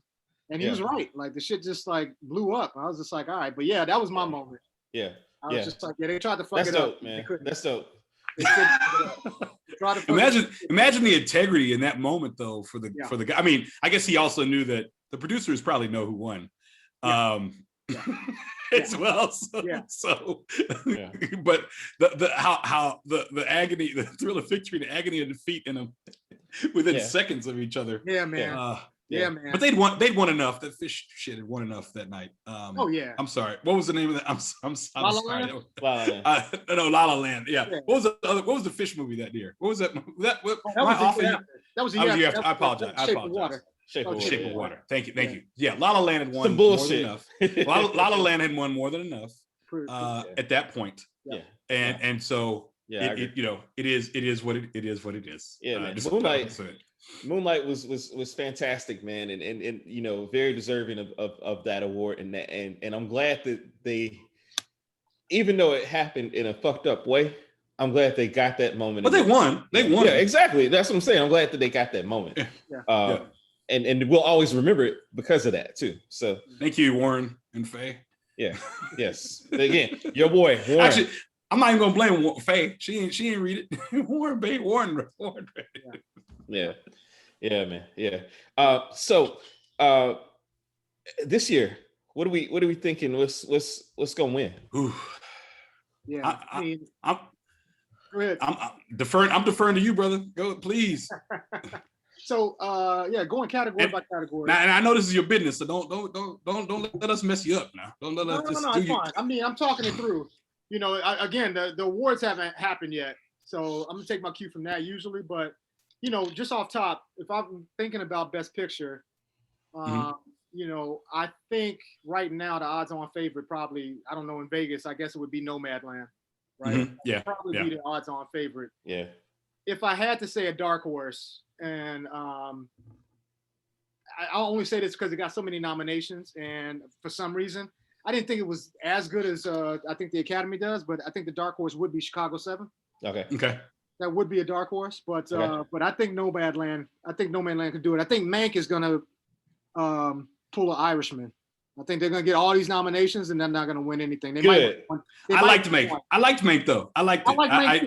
I like Mank. I love Citizen Kane. So 5 minutes for both of you guys to sell me on Mank to try it for a 4th time, because I definitely fell asleep for the 3rd time last night. So sell me on it. I mean, I can't really sell you on it. I mean, obviously it's Fincher, it's Gary Oldman. I love Citizen Kane. Okay. So that's my thing. Okay. And I like Citizen Kane. Yeah. I like it. And also, I mean, I'm in the minority because I'm a filmmaker, so I love movies about making movies. Okay. And that's, you know, a lot of the mainstream doesn't like that. I get that. I totally get it. Okay. It's hard to be like sympathetic toward an artist. Like that's just like you can't write. Oh, that's the poor baby. So I get that, but you know, I mean, it's just I don't know. It's just a certain craft with Fincher that I really appreciate. Okay. It's just his attention to detail on everything that I really appreciate, and I just like I want to see every frame. You know what I mean? Okay. Like, you know, it's so much thought behind every single thing he's doing, and it's just like watching a master work. So that's my thing. I get why you wouldn't like the story. I get that, but that's my thing. Joe, I fell in love with Fincher's work from The Social Network, and to DC's point, every single thing in the frame, in the shot, every single thing has a purpose. Okay. And it's going back to there's some kinetic reason for everything being there. Okay. And I like movies about making movies. So I love The Player. Okay. And which you know, later this season we're going to talk about The Player. Yeah, let's talk about The Player. Which I thought was another interesting snub for a couple of reasons, but The Player, which I love very much. Yeah. But I love Gary Oldman. Full stop. I love Gary Oldman. I thought he was also robbed for now I can't think of the name of. No. Professional. No. Okay. Well, you can keep going. Definitely Professional. True Romance. All of those. Every time Gary Oldman makes a movie, he should be nominated. Mason Berger and Hannibal, which we saw together, Joe. You thinking the Tinker Tailor? No, it was a movie. He played the congressman and Joan Allen. That's a good. The Contender. The Contender. Yeah, the only word I couldn't think of, The Contender. I kept saying The Departed was in my head. The Contender. No, he was great. I thought he was amazing in The Contender. He's great. But love Gary Oldman. Love the fact that it was like sepia and white. I wouldn't even call that black and white. Sepia and white, or black and white. I love the look and feel. Again, Fincher. Yeah, he's concerned with your sensory experience. But I was going to say this about the story. Okay, I think the Hearst story has been theorized and glamorized in a number of ways, and I think this one did it on its grandest scale ever. Okay, and it was so, having been to San Simeon, to Hearst Castle. There was something about the film that just kept me glued in. I wanted to see more. I wanted to see that zoo. This is the first time, because I watched RKO 281 prior, just because I was watching. I said, "Oh, I'm halfway through Mank." I watched it over like 2 days. I'm halfway through Mank. Let me go back to RKO 281, which was basically this. It wasn't the Mank is in it. But it was about Orson's side. It was about Orson's side of making Citizen Kane. Okay. So to me, Calvin, I thought it was a fresh take on these old stories surrounding Hearst. Okay. And oh gosh, what is it? There's another one, The Cat's Meow. Yeah, it's a movie about Charlie Chaplin and Hearst out on his boat. Hearst killed somebody that he thought was messing with Mary Davies. Yeah. It's an insane. This movie's absolutely insane. Yeah. He kills Carrie Elwes in the film, and I thought it was an absolutely insane film, insane plot. But I have an obsession with Hearst stories and the man of all this power and wealth. And I thought that Gary Oldman did great. And what's Amanda? I thought she was awesome in this as Marion Davies. Okay. The first time we ever saw Marion Davies with like some sense. Okay. Yeah. And she was a part of it and knew what was going on. But I think if you watch it from those looking for those things, then I think I think it's an enjoyable. So this is what frustrates me the most about this movie. It's because I too love Gary Oldman. Mm-hmm. I too love Amanda Seyfried. Going back to Mean Girls. I love her. Yes. Right. Yes, you do. Okay. Yes. Gretchen Williams. Yes. The Weather Report. Was she? Oh, Karen Smith. She was Karen Smith. That's right. No, she was Gretchen Wieners. Sure. Whatever. Yeah, she was Gretchen. She was Gretchen Wieners. So, I too love her. I too love. I mean, I'm a David Fincher guy going back to like music videos, but like Fight Club is my jam. Yep. I'm a Fight Club guy. 7 all day. You know what I mean? Gone Girl. I'm a David Fincher guy. I love David Fincher. I even begrudgingly I like Panic Room. Benjamin Button. So I'm a David Fincher guy all the way through. Just Hollywood circle jerking itself, man. Like, I just. But he called it. He called it. I'm gonna watch it. I'm gonna give it the unprecedented. I'm gonna do the Eric Gregg in '97. The umpire for the Braves and Marlins. I'm gonna give it a 4th strike. I'm gonna watch it again. I'm watching it again. You're not over that. You're not over that, are you? I'll never be over that. 4th strike. Man, he robbed the Braves. You got your one. Imagine being an out away. We still get called the Buffalo Bills of baseball. I'm mad about it, man. Like, imagine being an out away in the 11 in game 6. Joe, nobody's heart broke more. Nobody's heart broke more for you as the Rangers. Texas and my man Ron Washington didn't win the World Series. Like, blackest manager ever. Yes. And you know who he's the third base coach for right now, right? No, I don't. The Atlanta Baseball Braves. So I'll see him. See him. Come on in. No, I'm a Braves fan. All right. But that's my NL team. So I'll watch Make again. You guys are so DC. You what you said? Dark horse. Dark horse. My dark horse is Chicago 7. But I think Nomadland's gonna win. Yeah, Nomadland is so much white people. It's Dwight's. The movie's a little dreamlike. It is, and it's like it's political without being political. I mean, they probably could have said more about Amazon. Yes. But it's it's a female director. Well, it's like, I can see it winning. Kanye said, "I ain't gonna mess up my representation." In the last call, he was in the last track on the first. We still need to do that show, Joe, about that track, because we can do a show about Last Call. That's what I'm saying. We can loosen the ties and do a show about just Last Call. That track, Last Call. His story, Kanye's story, but it goes back to what DC just said when he was like he could have gone. When he said he could have gone in a little more Amazon, like we give Dre his props, but that's where it stops. Like I'm only gonna make some. I'm still trying to work out here. That's right. That's right. So I think that's what I think is gonna do it. Okay. I think director. I take that back about. I think Mank has a chance at director. Yeah. Fincher's the only master that's nominated here. Okay. Like everybody else is, pretty much not a first-time filmmaker, but young at the start of their careers. Sure, got a couple more shots. This is a career, except for Vinterberg. Vinterberg's been around a minute, but this is his lifetime achievement. Yeah, it could be. It could be. I mean, if you're gonna, but it's the damn good picture, boy. Okay, I'm gonna watch it. I trust y'all. But I think Chloe Zhao has a chance. I mean, she's probably odds-on favorite. But I think if Manx gonna do anything, they're gonna win this category. Okay. And that'll probably be it. Okay. I think if I had actress is hard. Yeah. I mean, they love Frances McDormand. Yeah, they do. They love her. Right? They love her. And I mean, to her credit, she's a national treasure. And Daniel Day-Lewis has won like 3 acting awards, so she can win 3 as well. So I can see that. Yeah. Personally, I can honestly see, and I want to see what happens with the SAG Awards. I could really see Andra Day winning. I'm gonna flip over my table if Andra Day doesn't win. I'm letting everybody know. That, and I say that because those older Oscar voters, every time Billie Holiday sang in that movie, I can see them just like leaning back in their couch and being like, "Oh man, this is great. Yeah, takes me back. I love this. She's doing a great job. She's not lip syncing like our man Rami Malek was. She's actually singing. She's actually singing. You know what I mean? So it's just like she's doing her thing.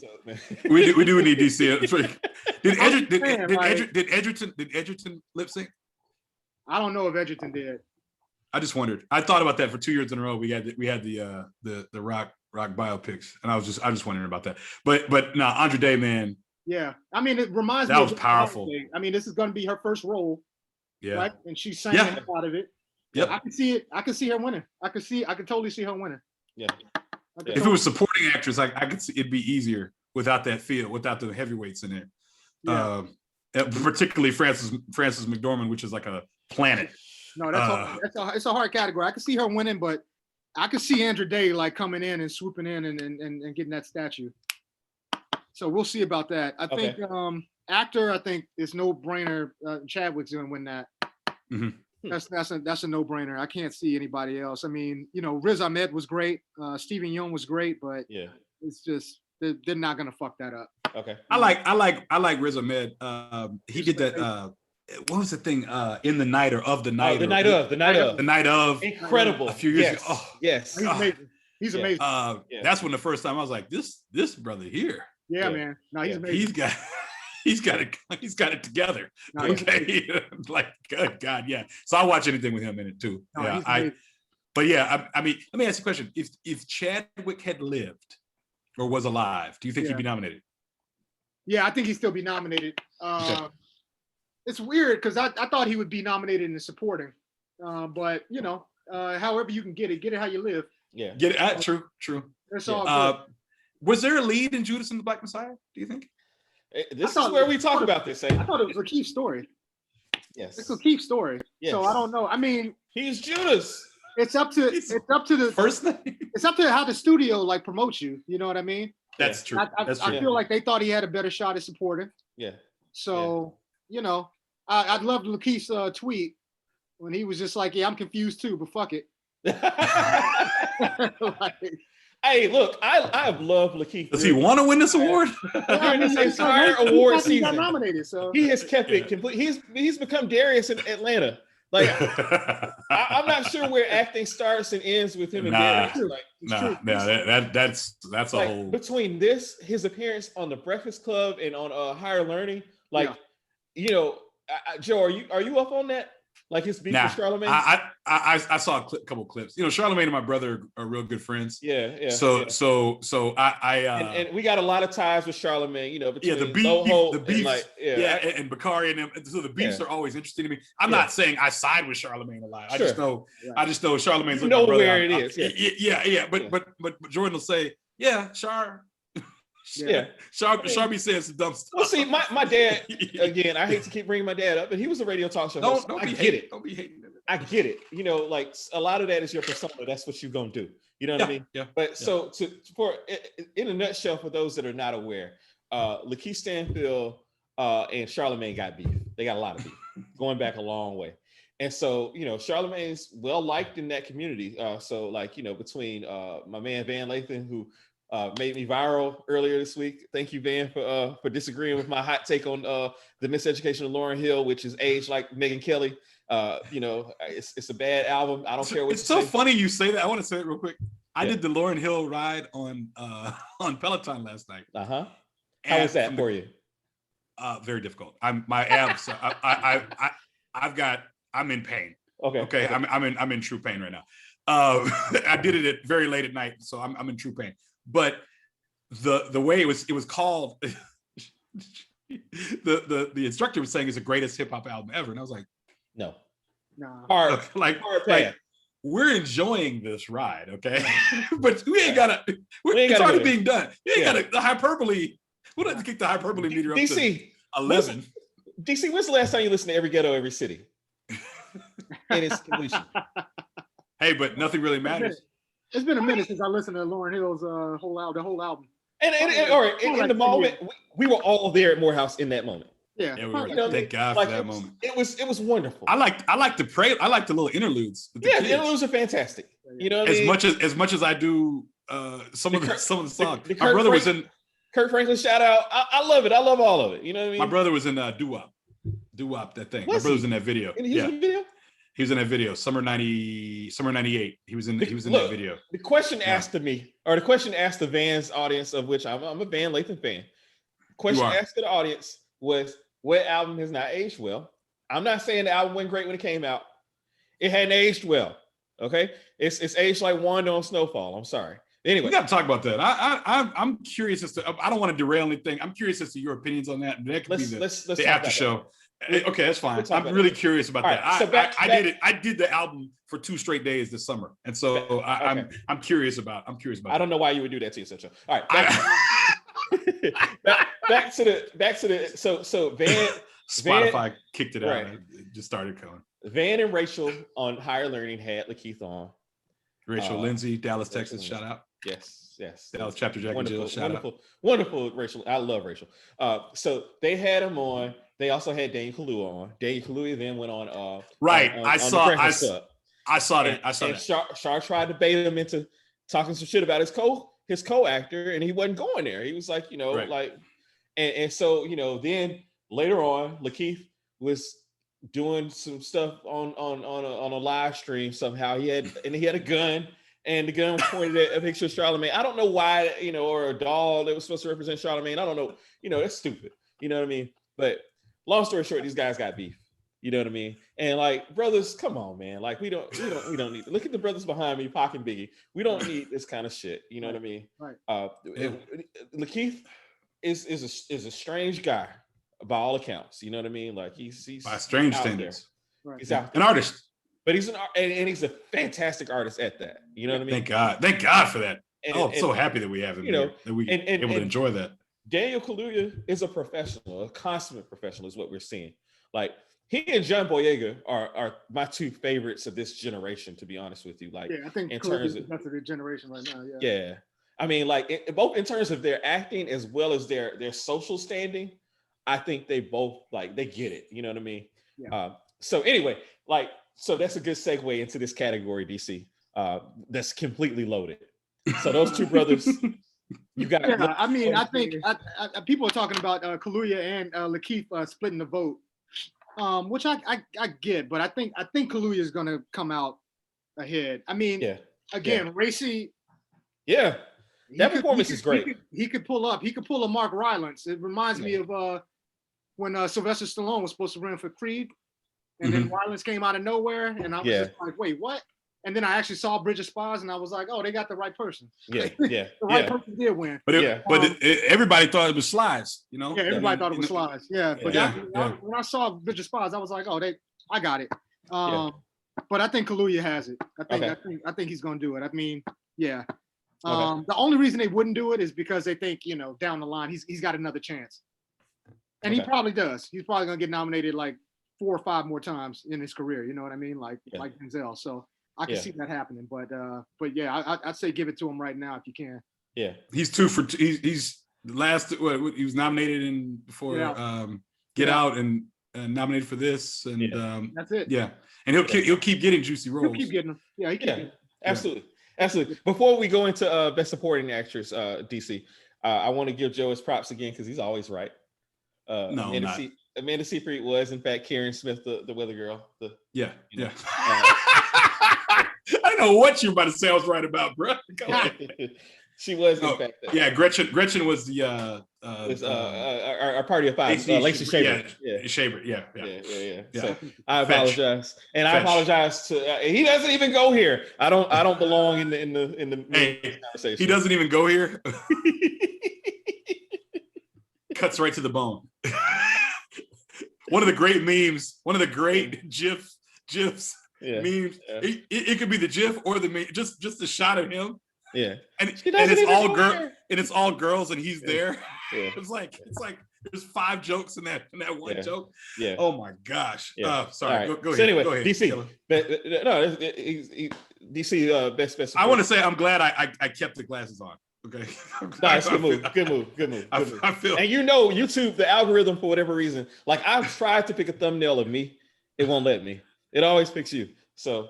Because I talk too much. I'm not talking too much tonight. That's funny. It's gonna be DC. Thank gosh. Yeah. That's what it's gonna be. Best supporting actress. This is the hardest category. Yeah. This is the hardest category. I really can't call it. I mean, talking through it, Olivia Colman won last year. Yeah. Mm-hmm. But that's no problem. I mean, it's been back-to-back years for sure. If I had my thing, I think this is also the category. The supporting categories are usually the ones that they feel okay giving you an Oscar for a comedy. Yeah. Yep. Only. Yeah. So, I like where you're going. So I can see Maria winning. Yeah. I can see that happening. Yeah. I don't know if it's gonna happen, but I could see that happening. Yeah. Believable. That was probably the best political film actually this year as well. Oh yeah, easily. Rudy Giuliani, I don't know how he's still able to breathe right now. Function. Right. I also Glenn Close is in this category. I mean, is she so Susan Lucci? Like right. So that I mean, it'd be a shame if she won for this movie. Real shame for that. I mean, after her whole career and what she's done, but it's a shame she got nominated for this one. But an Oscar's an Oscar. So they don't ask later. It just it's just like you got it right. So if I was in the Academy, I'd vote for the woman from Minari. That would be my vote. Okay. Or Maria. Okay. I really can't call it. If I really had to put some money on it, I would say Glenn Close. Just okay. And I can see the standing ovation. I can see the standing ovation on Zoom. Yeah. Like all that. I can see it all right now. Like we're getting it. So that's one I really can't call. I'm gonna. That's a true toss up, right? Yeah. I'm gonna cast that vote like the day before the Oscars. Like I don't know which one's gonna win that one. That's a hard one. Okay. Original screenplay. Screenplay, I think Minari. Okay. I haven't seen that. So Minari's. I can't wait to watch it. It's streaming, but you have to buy it, right? Is that what's going on? Yeah, you have to buy it. Yeah, about $20. What could win also in this category is Promising Young Woman. I need to see both of those. As a professor in a medical school, Promising Young Woman is something that I'm super vested in. These alternative stories of my medical students always have interesting stories. So match day is tomorrow. Shout out to everybody who's getting a job. Those stories come out about the girl, my one of my favorite students of all time, Sammy, who was working at Starbucks the entire time she was in med school and wasn't supposed to be. Like, I want to see this movie. Yeah. I think the reason I say Minari is because Minari wasn't nominated in foreign language. International film. But it won. It won a Golden Globe. I thought it won best foreign film. It did. The thing is, it said international. Now it's called international film, but the film was shot in Arkansas. It's shot in Arkansas, but it's in a foreign language. Yeah. Okay. Well, maybe that's the definition. Maybe that's the definition. Okay. Maybe that's the definition. So that's the thing. But I mean, at the same time, I don't know why. I mean, they changed the language for it, but I think that's why it wasn't nominated there. But I think they're going to give it something. They have to give it something. Okay. So I think they're going to give it to the screenplay. I think that's kind of always been a consolation award. Okay. What about adapted screenplay? For adapted, I think it's going to be Nomad. Okay. Nomadland. Yeah. Okay. That's for sure. Okay. Yeah. Okay. Joe, you have any disagreements or? No, I mean I don't know enough yet. When we have DC on for the post show for early May show for the first show we do in May. Yeah. We can discuss those. Yeah, I think or the 31st, whatever day that is. We can recap that. But I think that I was looking, because I have a 6-year-old daughter. Best animated feature is usually a big deal in my house. And so really the last 3 years we've seen everything. We've seen every film. And so when I looked at animated feature this year, I'd only seen, let me pull it back up here. I'd only seen Onward and Soul. So I hadn't seen, I'd never heard of Over the Moon, a Shaun and the Sheep movie, or Wolfwalker. So normally, I'm just saying this, not normally, the past couple of years, it's been the big Disney movie, the big Pixar, big DreamWorks movie has been nominated. And this year, it's not, Soul is there, and Onward is there. So that's two Disneys, but that's it. You know what I mean? And there were other things that came out, and I'm really curious about how. So I'm curious about that category. I want to watch. So I've made it a point. We've got to April 25th. If you got to buy a $20 movie, you got to buy a $20 movie. Okay. I think though that the builder, and I'm going to say this because I'm proud of a schoolmate of mine who is making his mark and doing his thing. And I'm very proud of him. His name is John David Washington, and Morehouse College class of 2006. Yes. And I think, and this is an early, I'm landing this plane in a moment here. So JD, yes, currently on the cover of W magazine right now with Zendaya or Zendaya, however Zendaya. Wonderful Zendaya. Yes. With Zendaya. Obviously they made Malcolm and Marie, but he made Tenet he made Tenet, and the buildup for it was going to be, this was it. You like Ari Gold said, you're the man in this one. This is you become the man in this one. You step up. And I know they don't give. He might be a presenter. He'll probably be a presenter because he's on the Vanity Fair. He's been on the Hollywood Issue. They talk about him a lot. He's considered the next one of the guys. Could be one of the next guys, and he's royalty. Yeah, he's royalty. Right. Yeah. But I want to say, even though I'm saying this to say, I bought Tenet. Yeah, I could have rented Tenet, but I bought Tenet. Yeah, I own the DVD, Blu-ray, digital copy. Yeah. Yes. I bought Tenet. I have no problem. You know this. Reese gets on us. I'm like, done to buy it? What in the world? I got no problem spending $3.99 to watch to support the art, or $8.99, whatever it is. Yeah. And I think that the number of these films, I think it's very important if you really want to get an understanding of the film that's. The films that have been made over the past year, this is kind of what you got to do. You got to support the art, and not that anybody's saying you shouldn't or anything like that. I'm just saying, but I know what Reese is saying. We're doing old movies. It should be on somebody's on demand. You know what I mean? Normally, right? Yeah. So when we got to pay $3.99 to watch whatever. That's a problem. They watch Baby Boy. That's a problem if you don't have the DVD, the Blu-ray. Yeah. But I'm proud of JD. You could always watch on BT. But there's things I want to. To Reese's point, there's things I want to see. There's things I want to see. That's a little dig. Yeah, that's true. There's things I need to see. Yeah. But I'm very proud of JD, and I was proud of Tenet. I thought it was going to get a couple more looks in a number of places as I looked here. Some art direction, sound. I just thought it was going to be some technical awards, maybe. But it was what it was. But I wouldn't be surprised. Now, I want to ask you all's opinion on this because I have nothing else to say about the nominations. But I want other than Delroy Lindo, and we talked about that. Yeah. We talked about that. We did. I think that what he would, and I can't think of that, what he said about Spike. Yes, I think that's probably has something to do with it. I think the timing of the film, the release of the film, possibly has something to do with it. It's out of the short-term memory. But it's not 1985 anymore, right? So the studio can still push and push and push, but in the summertime, and they chose not to. Yeah, in the summertime there was a strong push. Yeah, I mean it was all over the place. I mean, and I'm working at Morehouse. They were giving us all kind of stuff like, please push this out. I mean, we were doing, well, now I can't think of my brother's name. Class of 11. See You Yesterday, Netflix was sending us all kinds of stuff in 19 for See You Yesterday.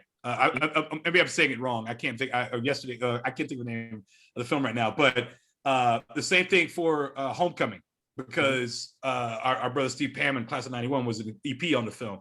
Yeah. We were getting all types of. The same thing was happening with the Five Bloods, but it was all these films came out around in March, May, and June. Yeah. Okay? There wasn't. It didn't come back through. I didn't see a push, but you know what? I'm not in the industry. I don't know, but I think timing was a problem with that. I think Delroy, though. I'm gonna go back to that. I can't help it. It would have been a deep field, and I'm sorry. Yeah. He could even been up for lead. Shoot, why not? Yeah. You know, but unfortunately, it is what it is. But I want to say I think it was a great year for films. Yeah. And even when. And to DC's point, and to your point, Calvin, films became far more accessible to us, particularly new films became far more accessible to us than ever before. Yeah. And we're able to. I've seen most of everything. I've seen a lot of things. Yeah. Okay. And by the time the awards roll around, I'm gonna see everything. Yeah. I've seen the mainstream. I've seen all the mainstream. Yeah. But you know, it's. I love the fact that the art doesn't stop. Yeah. And I love the fact that people are still doing it, and people like DC are teaching and creating the next generations. So important of filmmakers who make this art. If the pandemic has taught us anything, it's that like we need the arts more than any. Like I mean, the arts have kept us through this. You know what I mean? Like being able to go back and binge watch TV shows, being able to watch movies, being able to watch, to stream. Like that has been the sustaining thing. Like imagine our mental health if not for films, if not for TV shows. You know what I mean? Yep. We'd be up the creek for real right now.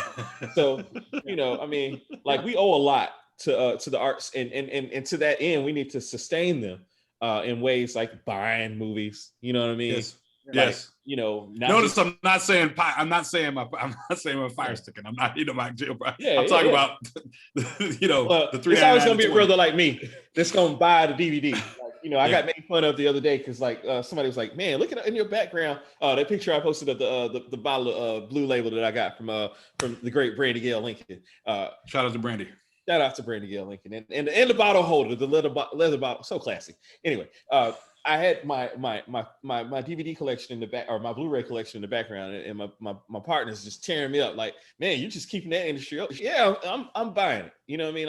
I'm that guy. So I did want to give a shout out real quick to a couple of the unsung awards that Sound of Metal, which I don't think is going to win. We talked about Paul Nietzsche is in one of the Dark Horse Awards and Riz Ahmed, but I don't think it's going to win any major awards, but it certainly has to win for best sound because the way that they portrayed hearing loss, I agree, as a physician and as just a moviegoer, incredible. Yeah, incredible. Yeah. So they're going to have to recognize that film. Best original score, our man Terrence Blanchard is nominated again, and should have been nominated several times previously to Black Klansman, but I digress.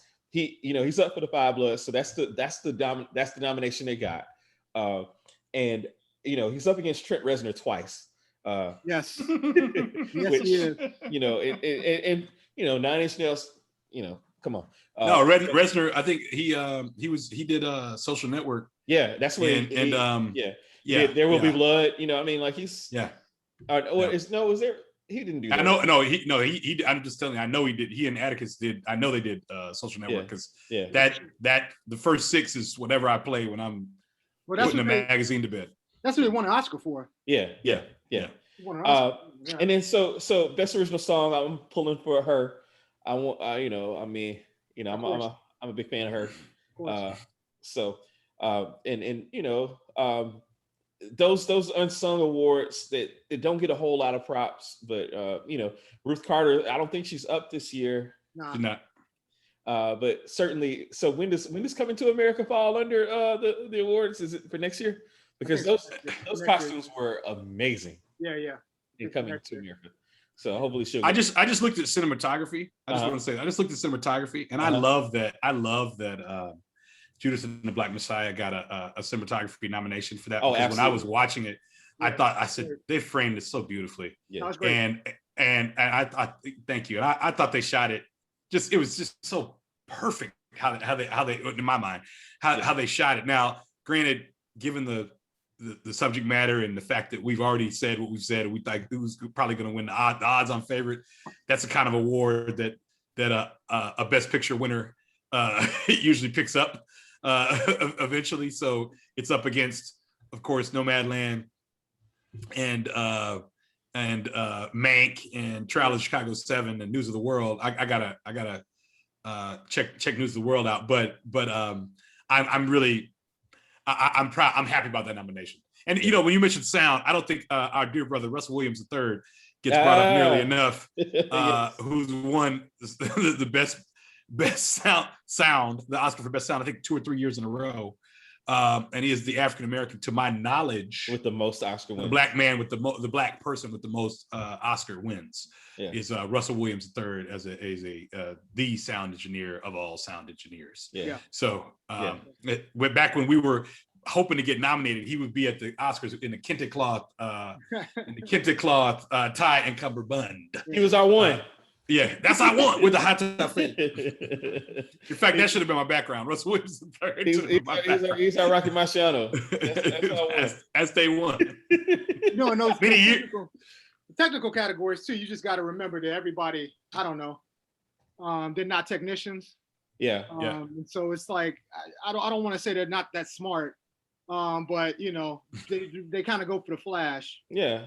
It's like me watching, like you said, Sound of Metal should win best sound, but it's also nominated, Greyhound.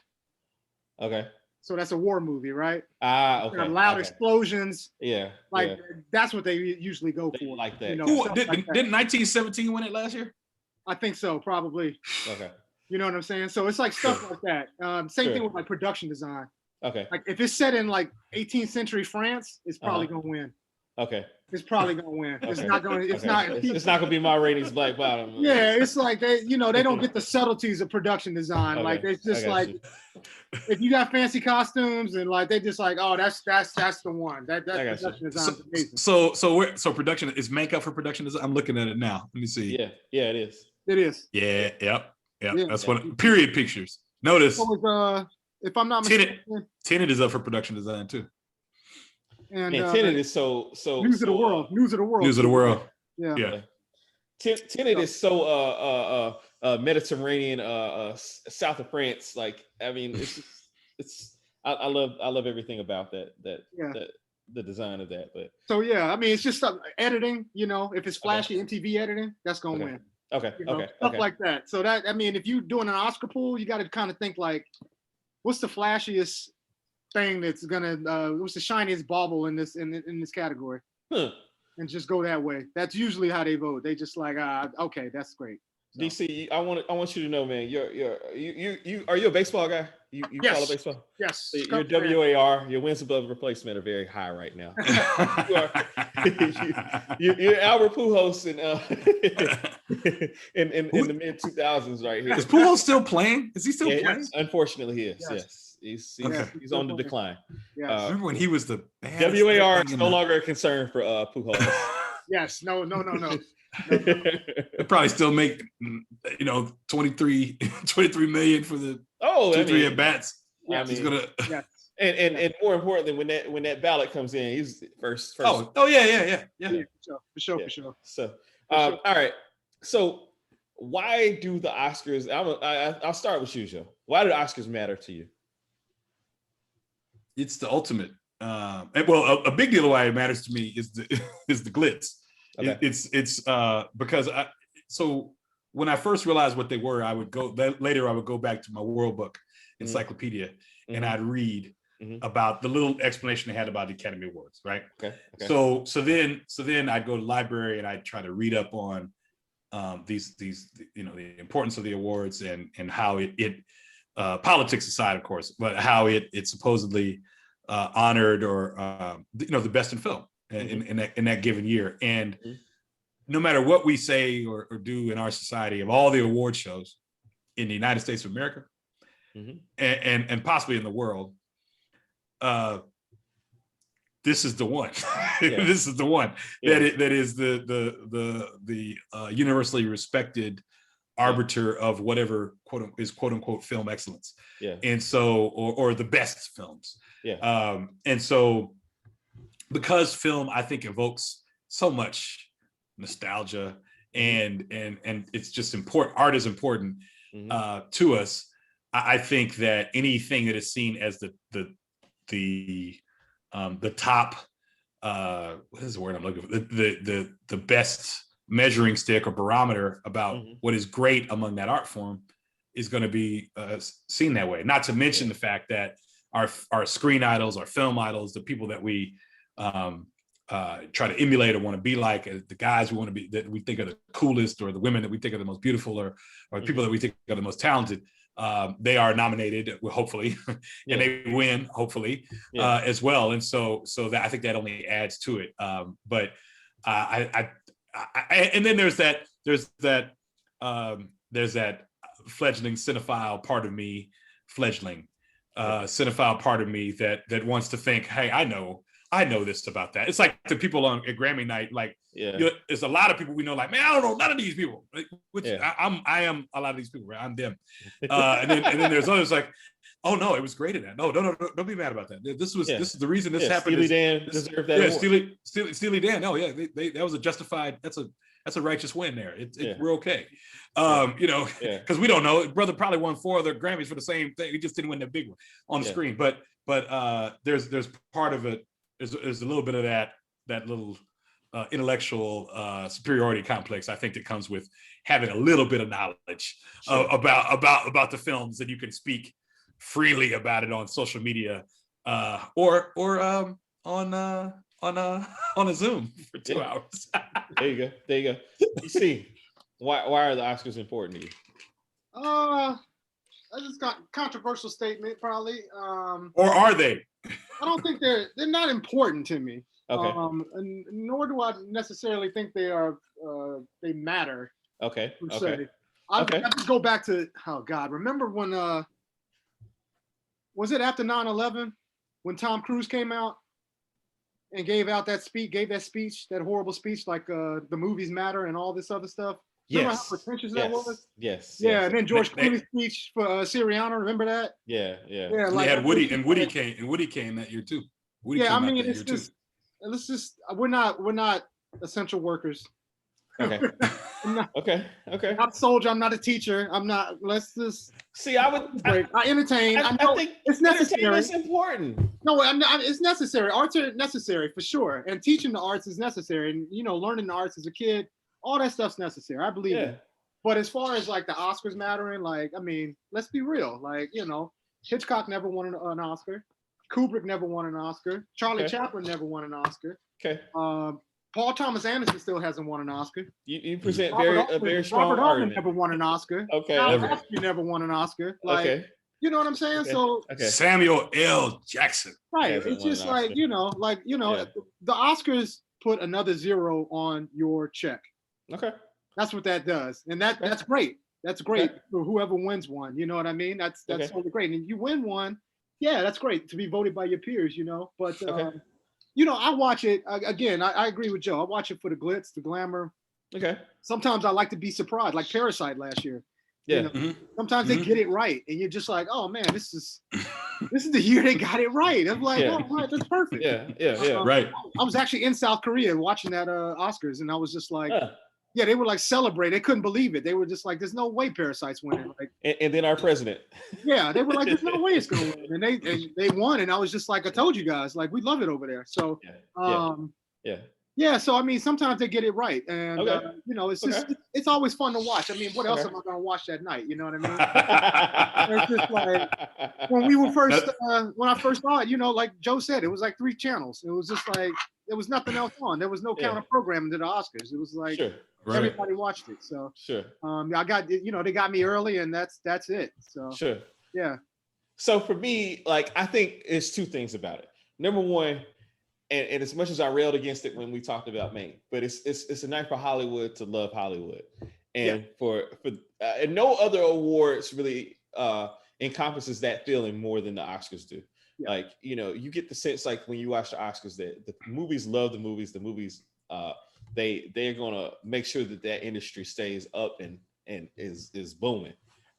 It's the biggest and best celebration of an art that I know of. Yeah. So there's that part of it. The other part of it is that the exposure to things that I probably otherwise wouldn't watch, and I think a lot of other people otherwise wouldn't watch. That's true.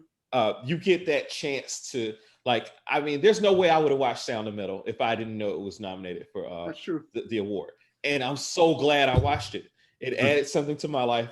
I don't need to see it again. You know what I mean? Yeah. But it definitely added something to my life. It was something that I enjoyed watching. Yeah. And I wouldn't watch it otherwise. And some of the acting performances, like, you know, I mean, Andra Day is now in the Killer Pantheon. You know, I had ignored her music career to this point, sadly to say. Rise up. I know, man. I know, Joe. I know. But I hadn't. But I know now. You know what I mean? And so there's that part of it.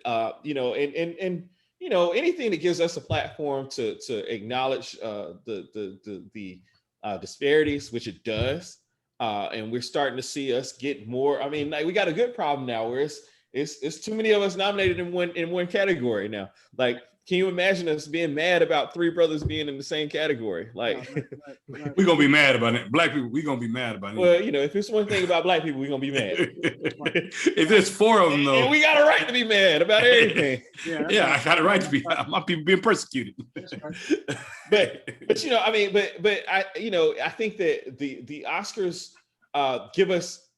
We don't talk at length, and for a lot of the reasons that Joe mentioned about, like, the technical aspects. There's so many technical aspects of music, right? Like, you can be a music fan and there's just whole categories of music you just ignore, you don't know anything about, you know what I mean? World music. Yeah. But like film and movies, like, you know, a couch and armchair, a guy like myself, you know what I mean? I got opinions, strong opinions about movies.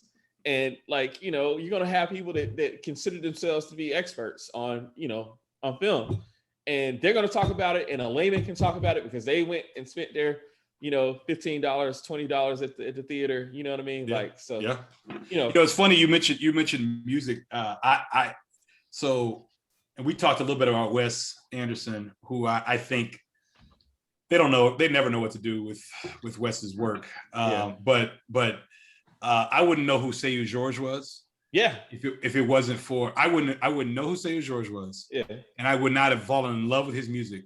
Yeah. And his art had it not been for The Life Aquatic with Steve Zissou. Yeah. Okay.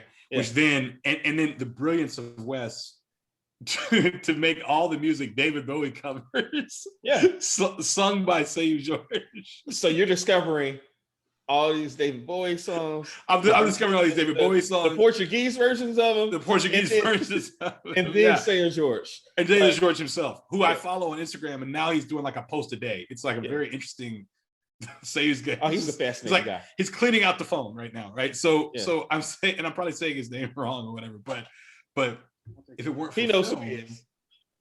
Yes, yeah. If it weren't for film, I wouldn't have found that music. I'm be perfectly honest. And I love the fact that movies do expose it, regardless of Oscar. It's not about Oscars. I love that art exposes us to other art, and that can open our minds to other art. I want to say this to you, Calvin. You look like you're producing the show. You look like you're producing the Oscars right now, like Gil Cates. The legendary Gil Cates. Thank you. Back there when they'll go back to, they'll say Gil Cates producing the Oscars. I got my. So I went to Best Buy. I got a little. You can't see it, but I got a little ring light that has like a little flexible arm on it, and I got my phone. So I got my one phone here. I got my other phone here. So I'm doing multiple research. I have our questions on one phone. And then I got, like, when I'm I'm Googling the result, like, trying to find out what's happening on the other phone. So that's what's going on. Like, Hey, but you are producing. And I got my Beats by Dre, You know it. I'm all for it. I got them for an additional tax when I bought my iPhone, my iMac, because it's not really free, but Yeah. Totally understand that. Yeah. But I want to say though that awards or no awards, I guess that's what I was trying to say, that we got to support art.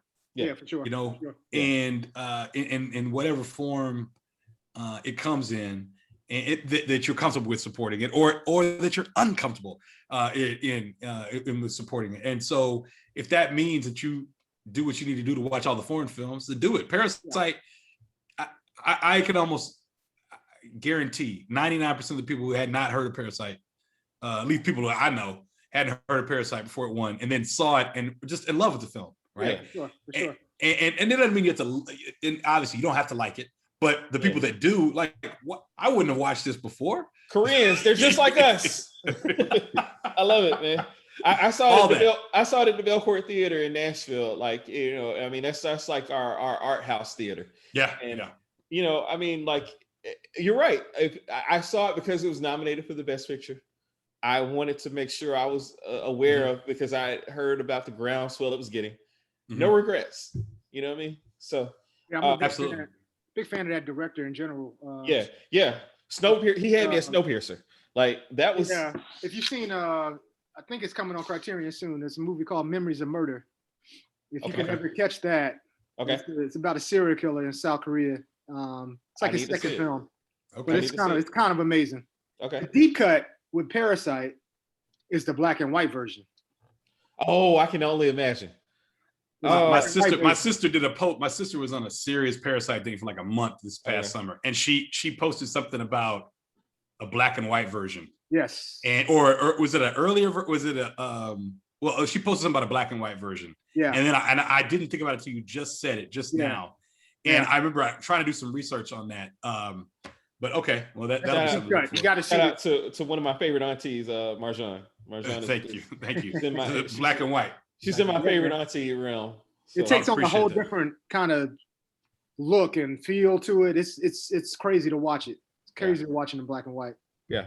So, fellas, we're gonna close it out with the final question. I want to say this one other thing that another film that I felt was snubbed in 1998 was L.A. Confidential. Oh, absolutely. We're gonna talk about. And I completely I know we are. But I could another one of your LA movies. Yeah. Calvin's on a serious LA. Calvin needs to get to LA. Yeah. He needs to get to LA yesterday. I'm going to LA in April. Every time I was in LA, Ashton and Cash, I'll be there. Holla at me. Well, Ashton Dunn just moved to New Orleans. Oh, that's right. Like a week ago. But why am I going to LA then? Cash is there. You're Cash, Tash. Seth, you're fine. Yeah. But not to mention whomever else you're going to see. But nonetheless, I don't want to get you not trying to mess up your it's just little Tony and Shay. There you go.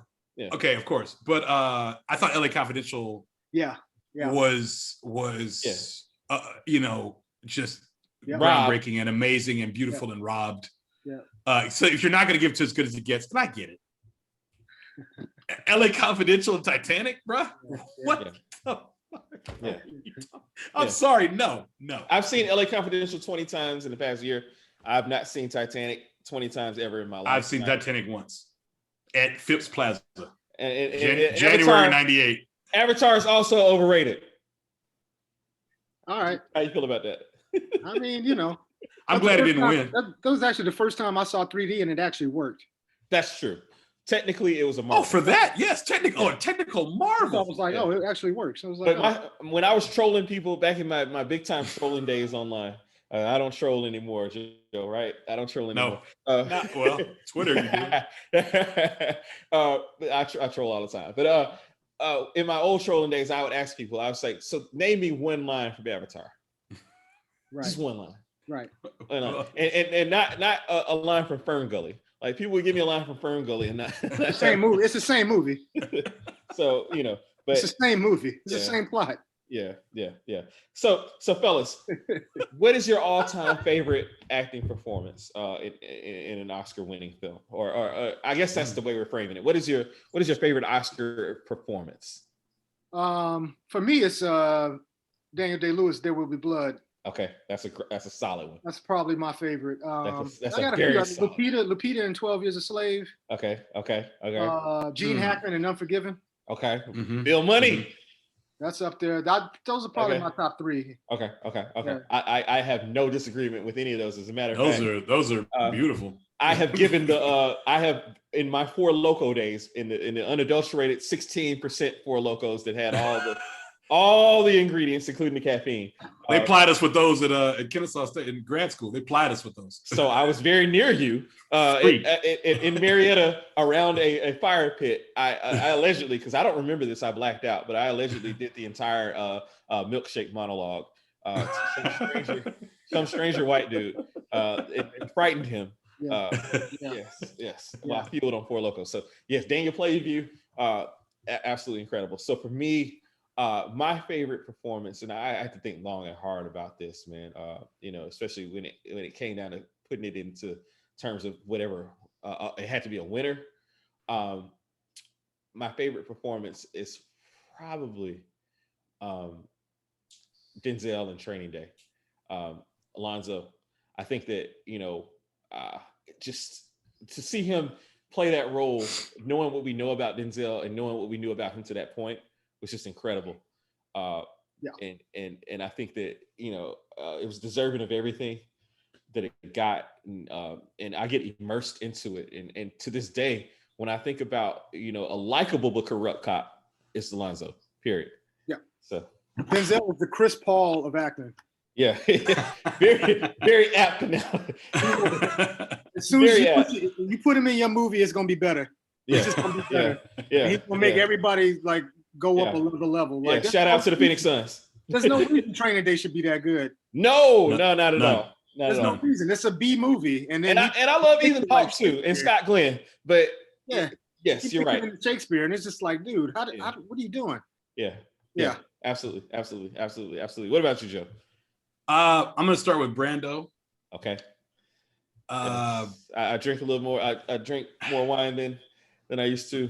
I used to. Just given the arc, from Vito. We see Vito over those years, and I love that performance. Yeah. All the way down to the death scene. Yeah. I love that performance. I believe in it. There's shades of thinking about fathers and sons, and I can't ever get enough of that performance, and I'm always watching it to learn a little something different every time. Yeah. Particularly the difference between Vito from the page, from Mario's writing in the book, as opposed to for the screen, and then seeing Marlon do his thing in between there. I love that with Brando. Also, you know what? I've grown to appreciate. This is gonna be a weird one. Whoopi Goldberg in Ghost. No, Oda Mae. Talk about Oda Mae. I've grown to appreciate Oda Mae. It's a hell of a performance. I was just happy a black woman won. Right, the same time, the same year. Yeah, I'm a race fan. The same year that Denzel won. What was his name? Trip. What was his name? I forgot his name in Glory. Yeah, it's like Trip I think it's Trip. It's Trip. I think that might be right. It's Trip or Luck or it's like Trip. Or Rip or it's Trip. Yeah, so the same year he won as Trip. So Oda Mae, I thought she was amazing in that, and I look back and I loved the how that character was fearless on the screen, and yet showed so much emotional range, and was all in this big budget, in this big picture. Because I remember the build up for Ghost. Yeah. Like when I'm saying it, like as a kid watching HBO behind the scenes before the film came out. That type of stuff. They would do that. But they weren't talking about Whoopi. No, they were talking about Swayze. Yeah, because this is the first film after that I recall. I think after Dirty Dancing, so they were talking about Swayze and Demi, right? And Demi Moore, and the Everly Brothers. And the Everly, of course. Anything but Whoopi. And she was the star. She was it. But it was nominated for Best Picture. It was. Right. It was. I just want to say that it was nominated for Best Picture. Yeah. It was. And I'm not going to sing the song on tape, but there was one of my sisters said that their favorite part of listening to this podcast, Joe, by the way, is when you break out into song. So I'm not doing it. Okay. I'm not doing it. I'll sing to them, but I'm not doing it. Okay. I'm too cool tonight. It's 12:38 and my girls are asleep, so I can't do that. But so I said Whoopi, Marlon Brando. Okay. And when Frances McDormand won for Fargo, I was proud because I called it. I called it from the moment I saw it, and I said, she's freaking awesome in this film. And then, and something I remember, even though it's a performance, I remember about the way she strutted up to the stage. I will never forget the way she strutted up to the stage to go get that statue. Yeah. You forget for a moment, this is a big deal for everybody, right? Yeah. Yeah. And so I thought that I love the movie Fargo. I'm a fan of the TV show now, Fargo. I'm a fan of the TV show. But yes, after you told me to do it, Calvin, fan of the TV show. But that Frances McDormand being my third, and then I had I was thinking Denzel Training Day, but I just said, I'm a chill. Okay. I'm a chill. I'm a chill at 3. DC set a bar at 3. I'm a chill at 3. Yeah. So I can tell you a performance is, we got snubs for days. Okay. but or the ones that didn't win, that I thought were just amazing performances that didn't win. But we don't want to end it on that note. So I'll say one more, since I'm thinking about it. It's Heath Ledger as the Joker, my favorite Joker in Dark Knight. Sure. Incredible performance. I watched it again just as proof of life, just to make sure that I wasn't tripping. Because I've been called to the table by several people about like my take on Jack, and I watched both. I'm the table. Yeah, I know. Well, and Reese too, and a few other people in my. I mean, Jack was my Joker until Heath. Still Heath for me. Still Heath, and so he was just such a great turn as the Joker. Definitive. I don't care about Joaquin. Congratulations to Joaquin. His Joker. Last Jared two guys Leto. To play it. Last two guys. Jared Leto. Oscar winners. Only Oscar winners have played the Joker since 1989. It's crazy. It's crazy. I mean, Isn't that amazing? It is amazing. I always thought Sean Penn would make a good Joker. Yeah, absolutely. That's very intriguing. I would love to see that. Is that my daughter in there? The Joker can't take a joke. That's the whole point. Yeah. Look at Sean Penn. So it's like, that's perfect. Is that my daughter in there? God, I'd love to talk about that 2 hours I can't get back. We didn't talk about Mystic River at all. I love Mystic River. Oh my God, I can't get that time back. I can't get that. I love Mystic River, man. You do. My man John Doman, that's a lot of good I cannot get that time back. Thank you for bringing that up. I really appreciate you bringing that up. I'm sorry. Go ahead, Calvin. Hey, but look, all right. Look, this is the deal. DC, you got to come back for the wrap up. Sure. Anytime y'all want me. And we will find a film. Yes. that you'd love to talk about, because your insights are why we love movies. Our and love talking about movies. Our Pujols. At the least. Above replacement. That's hilarious. At the least. Number 5. You mentioned Short Term 12 earlier. Yeah. So fun fact is that 3 of the cast members from Short Term 12 have gotten Oscar nominations. Yep. Brie Larson. Yep. Rami. Okay. Who's the and third? now Lakeith. There you go. Keith makes good choices, man. So so recommendations, because like we usually talk about what's streaming and yada. So if you have the opportunity to see Sound of Metal, Sound of Metal is on Amazon. Yes. Definitely see Sound of Metal. Definitely see the Trial of Chicago 7 is on Netflix. Yes. Mank is on Netflix. Yes. Another round is on Hulu. Okay. Good enough. Thank you. Judas and the Black Messiah was on Max, but if you're black and you ain't seen that before now, shame on you. It was on for 30 some odd days. Yeah, I feel sorry for you. Yeah.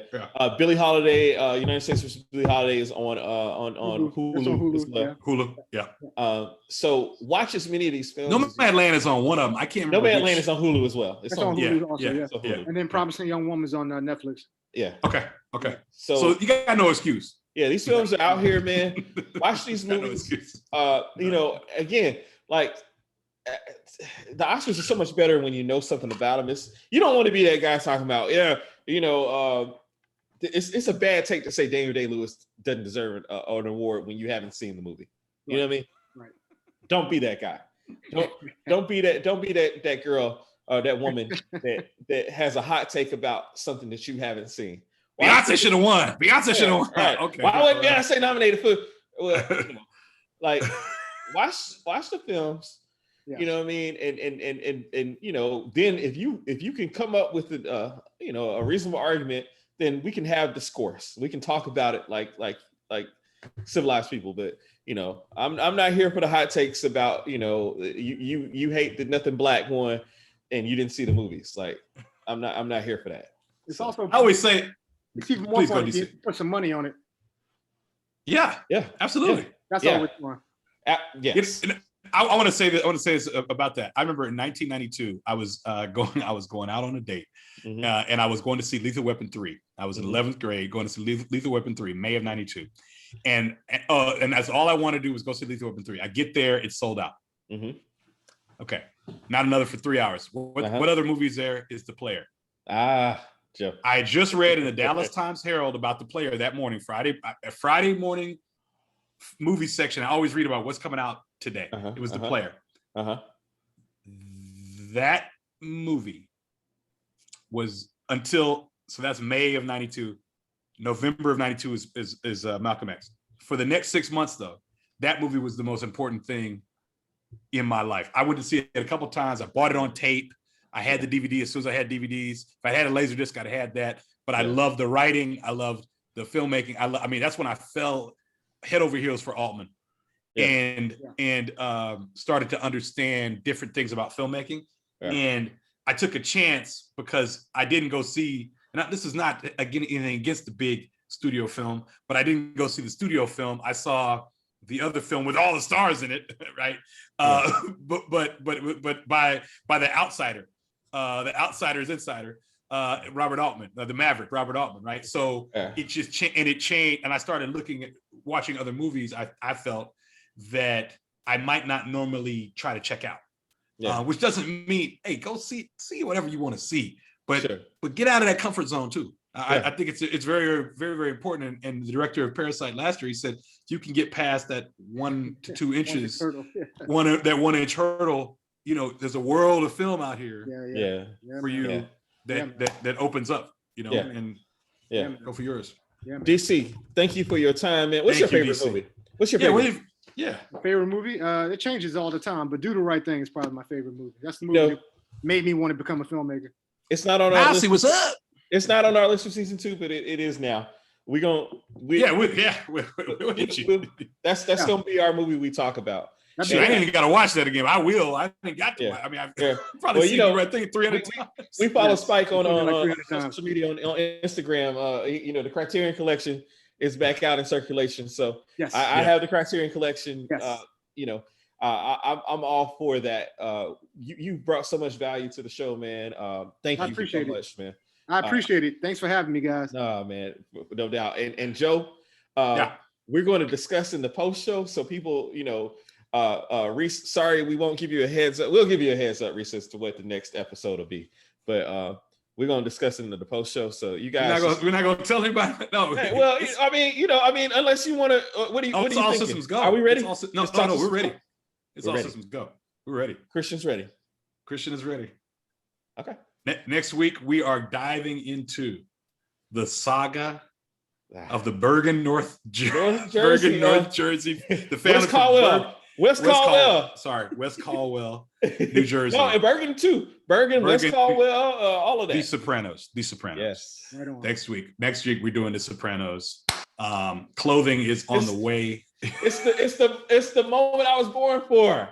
This is. Hey, look. I can't wait. It might be a five-part harmony, 5-part series. I don't know. That's awesome. It might have to be. We might have to leave some of it on the table and come back to intermission. Because we're having a great Christian Wachuku. Christian Wachuku will be on with us next week, who's a huge class of 4. You guys, huge Sopranos sopranophile. As they say it on MTV. You think you know, but you have no idea. So thank you so much, everybody, for listening, and a huge shout out. It's a long one, y'all. To the professor. Thank you so much. This is a long one. You guys that are listening to this point, you love us. God bless you. Put it on 1.5. Put it on 1.5 if you're in the car. Matter of fact, when I advertise it, that's what I'm saying. Put it in 1.5, but listen to it all because this is a banger here. But you gotta watch it because we in these, we looking good. Yeah, watch it because we in these tuxes. Yeah, that's yes, that's true. This is our Cuban links, bro. And we don't know how to finish it. We literally don't know how to finish it. Yeah, man. All right, y'all. Until the next time, DC, Joe, we'll see you guys.